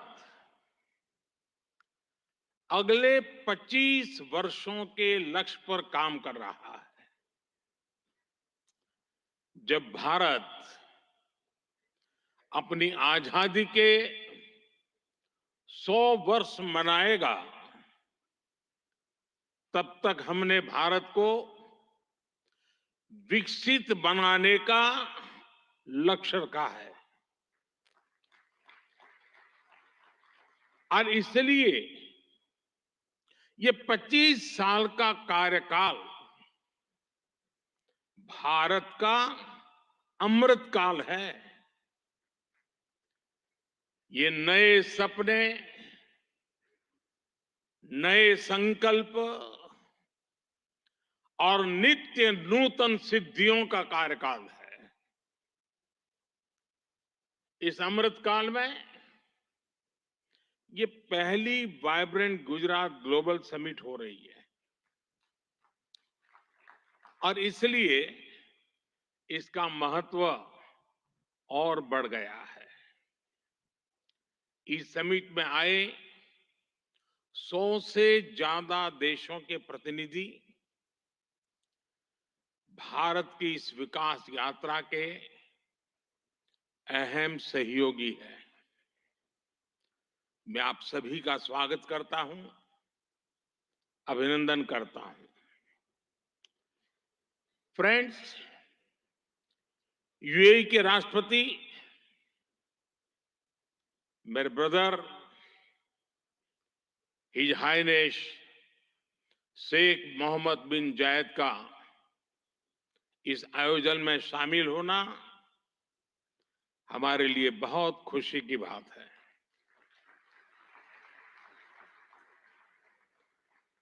वाइब्रेंट गुजरात में इस समिट में उनका यहां चीफ गेस्ट के तौर पर उपस्थित होना भारत और यूएई के दिनों दिन मजबूत होते आत्मीय संबंधों का प्रतीक है।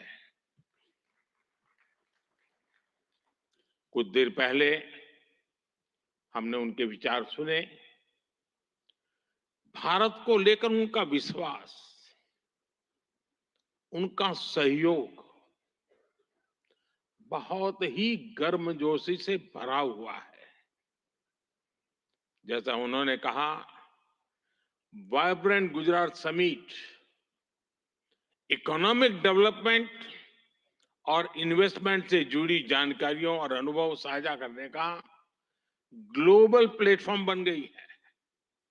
इस समिट में भी भारत और यूएई ने फूड पार्क्स के विकास के लिए, रिन्यूएबल एनर्जी के क्षेत्र में सहयोग बढ़ाने के लिए, इनोवेटिव हेल्थ केयर में निवेश के लिए कई महत्वपूर्ण समझौते किए हैं। भारत के पोर्ट इंफ्रास्ट्रक्चर में यूएई की कंपनियों द्वारा कई बिलियन डॉलर के नए निवेश पर सहमति बनी है। यूएई के सॉवरेन वेल्थ फंड द्वारा गिफ्ट सिटी में ऑपरेशन शुरू किए जाएंगे। ट्रांसवर्ल्ड कंपनी यहां एयरक्राफ्ट और शिप लीजिंग एक्टिविटीज भी शुरू करने जा रही है। भारत और यूएई ने जिस तरह अपने रिश्तों को एक नई ऊंचाई दी है, उसका बहुत बड़ा श्रेय मेरे brother his highness Sheikh Mohammad bin Zayed को जाता है। फ्रेंड्स, मोजाम्बिक के प्रेसिडेंट हिज एक्सेलेंसी न्यूसी से कल भी मेरी बहुत विस्तार से बात हुई है। उनके लिए तो गुजरात आना पुरानी यादों को ताजा करने जैसा है। प्रेसिडेंट न्यूसी आईआईएम अहमदाबाद के एल्यूमनाई है।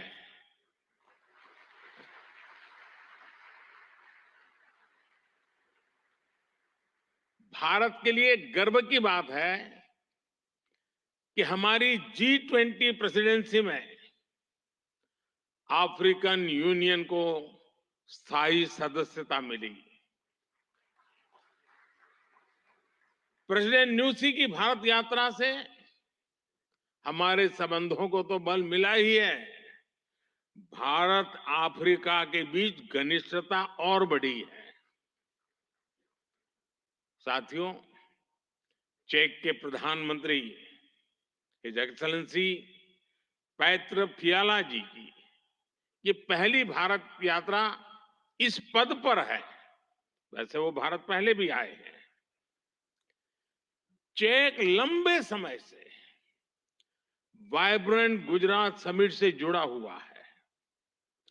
भारत और चेक के बीच टेक्नोलॉजी, ऑटोमोबाइल्स, मैन्युफैक्चरिंग जैसे सेक्टर्स में सहयोग लगातार बढ़ रहा है। हिज एक्सेलेंसी पैत्र फियाला, मुझे विश्वास है आपकी इस यात्रा से दोनों देशों के संबंध और मजबूत होंगे। हमारे यहां कहा जाता है, अतिथि देवो भव, और प्रधानमंत्री के रूप में आपकी तो ये पहली भारत विजिट है। उम्मीद है आप बहुत शानदार यादें लेकर यहां से जाएंगे। फ्रेंड्स, नोबेल लॉरिएट और तिमोर लेस्ते के राष्ट्रपति हिज एक्सेलेंसी रामोस होर्ता का भी मैं भारत में स्वागत करता हूं। हिज एक्सेलेंसी रामोस होर्ता का गांधीनगर आना और विशेष है। आपने महात्मा गांधी के नॉन वायलेंस के सिद्धांत को अपने देश के स्वातंत्र संग्राम से जोड़ा है। आसियान और इंडो पैसिफिक क्षेत्र में तिमोर लेस्ते के साथ हमारा सहयोग बहुत अहम है। फ्रेंड्स, कुछ समय पहले ही वाइब्रेंट गुजरात ग्लोबल समिट को 20 वर्ष पूरे हुए हैं। बीते 20 वर्षों में इस समिट ने नए आइडियाज को प्लेटफॉर्म दिया है। इसने इन्वेस्टमेंट्स और रिटर्न्स के लिए नए गेटवे बनाए हैं। और अब वाइब्रेंट गुजरात ग्लोबल समिट की इस बार की थीम है गेटवे टू द फ्यूचर। 21वीं सदी की दुनिया का फ्यूचर हमारे साझे प्रयासों से ही उज्जवल बनेगा। भारत ने अपनी G20 प्रेसिडेंसी के दौरान भी ग्लोबल फ्यूचर के लिए एक रोड मैप दिया है। वाइब्रेंट गुजरात ग्लोबल समिट के इस एडिशन में भी इस विजन को और आगे बढ़ा रहे हैं। भारत I2U2 और दूसरे मल्टीलेटरल ऑर्गेनाइजेशन के साथ पार्टनरशिप को लगातार मजबूत कर रहा है। One world, one family, one future का सिद्धांत विश्व कल्याण की अनिवार्य आवश्यकता है। फ्रेंड्स, आज तेजी से बदलते हुए वर्ल्ड ऑर्डर में भारत विश्व मित्र की भूमिका में आगे बढ़ रहा है।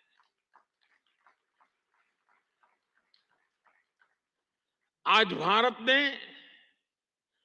विश्व को ये भरोसा दिया है कि हम साझा लक्ष्य तय कर सकते हैं,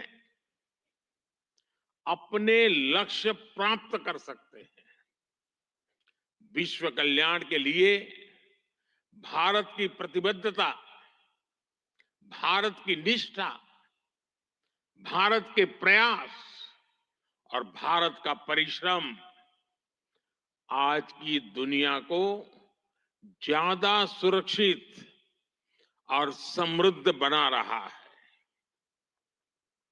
The world looks at India as an important pillar of stability, a friend who can be trusted, a partner who believes in people-centric development, a voice that believes in global good, a voice of the global south, an engine of growth in the global economy, a technology hub for finding solutions, a powerhouse of talented youth, and a democracy that delivers. Friends, Bharat के 1.4 billion लोगों की priorities और aspirations, human centric development पर उनकी आस्था, inclusivity और equality का हमारा commitment, विश्व समृद्धि और विश्व के विकास का बहुत बड़ा आधार है। आज भारत दुनिया की 5th लार्जेस्ट इकोनॉमी है। 10 साल पहले भारत 11th पर था। आज दुनिया की हर प्रमुख रेटिंग एजेंसी का अनुमान है कि भारत अगले कुछ वर्षों में दुनिया की टॉप 3 इकोनॉमी में जाएगा।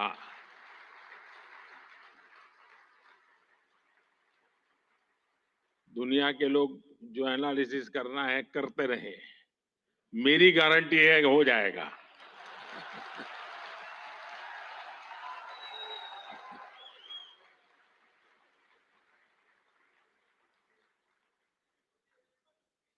एक ऐसे समय में जब विश्व अनेक अनिश्चितताओं से घिरा हुआ है, तब भारत दुनिया में विश्व की एक नई किरण बनकर के उभरा है।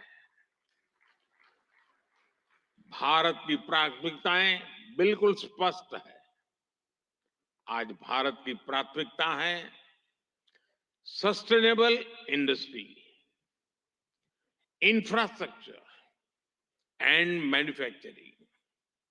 आज भारत की प्राथमिकता है new age skills, futuristic technology, AI and innovation. आज भारत की प्राथमिकता है green hydrogen, renewable energy, semiconductors, इसका पूरा इकोसिस्टम। इसकी एक झलक हम vibrant Gujarat global trade show में भी देख सकते हैं। और मेरा तो आग्रह है कि ट्रेड शो जरूर देखें। गुजरात के भी स्कूल कॉलेज के विद्यार्थी जरूर जाएं। कल दिन में मैंने हिज एक्सेलेंसी न्यूसी और हिज एक्सेलेंसी रामोस होर्ता जी के साथ इस ट्रेड शो में काफी समय गुजारा है। इस ट्रेड शो में कंपनियों ने world class state of the art technology से बने प्रोडक्ट्स का निदर्शन किया है।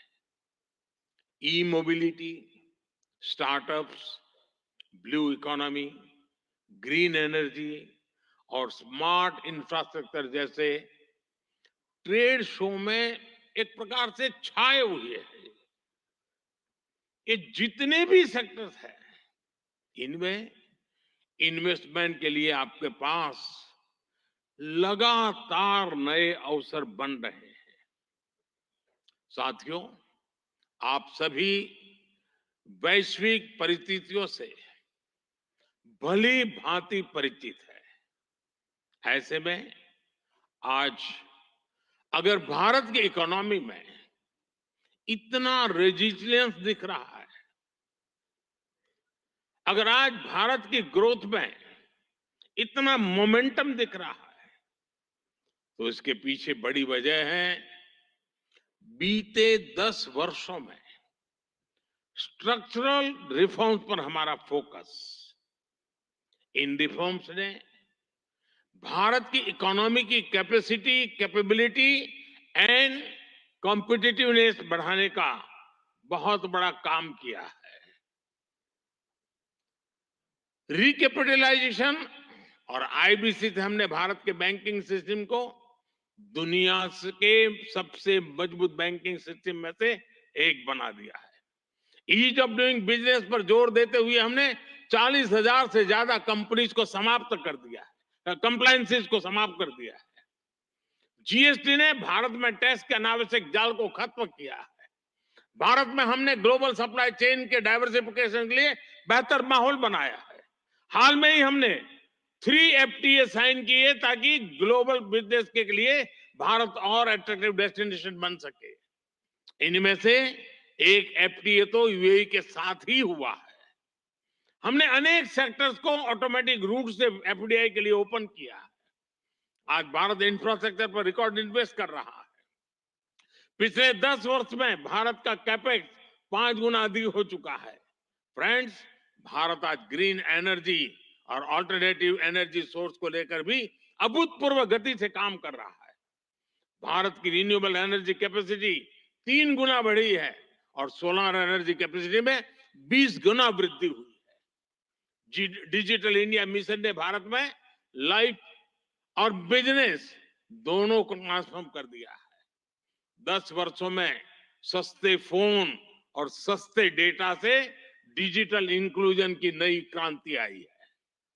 हर गांव तक ऑप्टिकल फाइबर पहुंचाने का अभियान, 5G का तेजी से विस्तार आम भारतीयों का जीवन बदल रहा है। आज हम दुनिया में तीसरे बड़े स्टार्टअप इकोसिस्टम है। 10 वर्ष पहले तक भारत में कुछ 100 स्टार्टअप थे। आज भारत में 1,15,000 रजिस्टर्ड स्टार्टअप्स है। भारत के ओवरऑल एक्सपोर्ट में भी रिकॉर्ड बढ़ोतरी हुई है। फ्रेंड्स, भारत में जो ये बदलाव आ रहा है, वो भारत के नागरिकों की ईज ऑफ लिविंग भी बढ़ा रहा है, उन्हें एम्पावर कर रहा है। हमारी सरकार के 5 वर्षों में 13.5 करोड़ से ज्यादा लोग गरीबी से बाहर निकले हैं। भारत में मिडिल क्लास की एवरेज इनकम लगातार बढ़ रही है।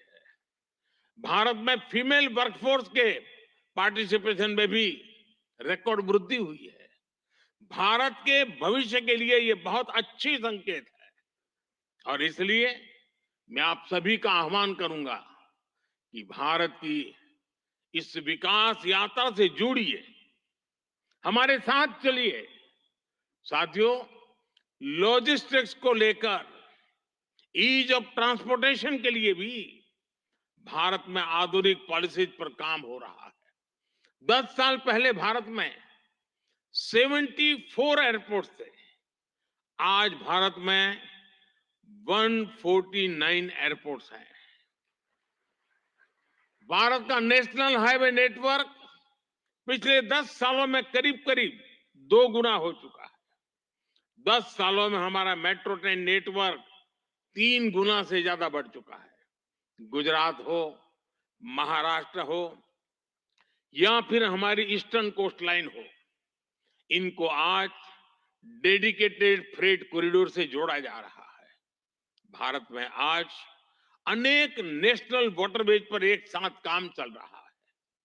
भारतीय पोर्ट्स का टर्न अराउंड टाइम आज बहुत कॉम्पिटिटिव हो गया है। G20 के दौरान जिस India middle east Europe economic corridor की घोषणा हुई है, वो भी आप सभी इन्वेस्टर्स के लिए बहुत बड़ी बिजनेस अपॉर्चुनिटी है। फ्रेंड्स, भारत के कोने कोने में आपके लिए नई संभावनाएं हैं। वाइब्रेंट गुजरात समिट इसके लिए भी एक गेटवे की तरह है, गेटवे टू द फ्यूचर। और आप भारत में सिर्फ इन्वेस्टमेंट ही नहीं कर रहे, बल्कि यंग क्रिएटर्स और कंज्यूमर्स की एक नई जनरेशन को भी शेप कर रहे हैं। भारत के एस्पिरेशन से भरी यंग जनरेशन के साथ आपकी पार्टनरशिप को वो रिजल्ट लाकर दिखा सकती है जिसकी आपने कभी कल्पना भी नहीं की होगी। और इसी विश्वास के साथ एक बार फिर आप सभी का वाइब्रेंट गुजरात समिट से जुड़ने के लिए मैं हृदय से बहुत बहुत आभार व्यक्त करता हूं और मैं आपको विश्वास दिलाता हूं कि आपके सपने ये मोदी का संकल्प है।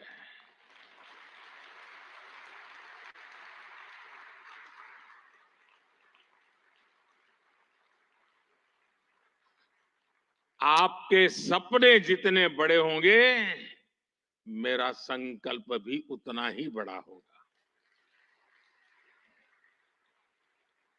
आइए, सपने देखने के अवसर अनेक हैं, संकल्प पूरा करने का सामर्थ्य भी मौजूद है। बहुत बहुत धन्यवाद। माननीय प्रधानमंत्री महोदय, आपके प्रेरणादायक उद्बोधन और गुजरात की विकास कहानी में सक्रिय रूप से भाग लेने के लिए, सभी को प्रोत्साहित करने के लिए एवं आपकी प्रेरक उपस्थिति के लिए हम भी आपका बहुत बहुत धन्यवाद करते हैं। We extend our heartfelt appreciation for the same.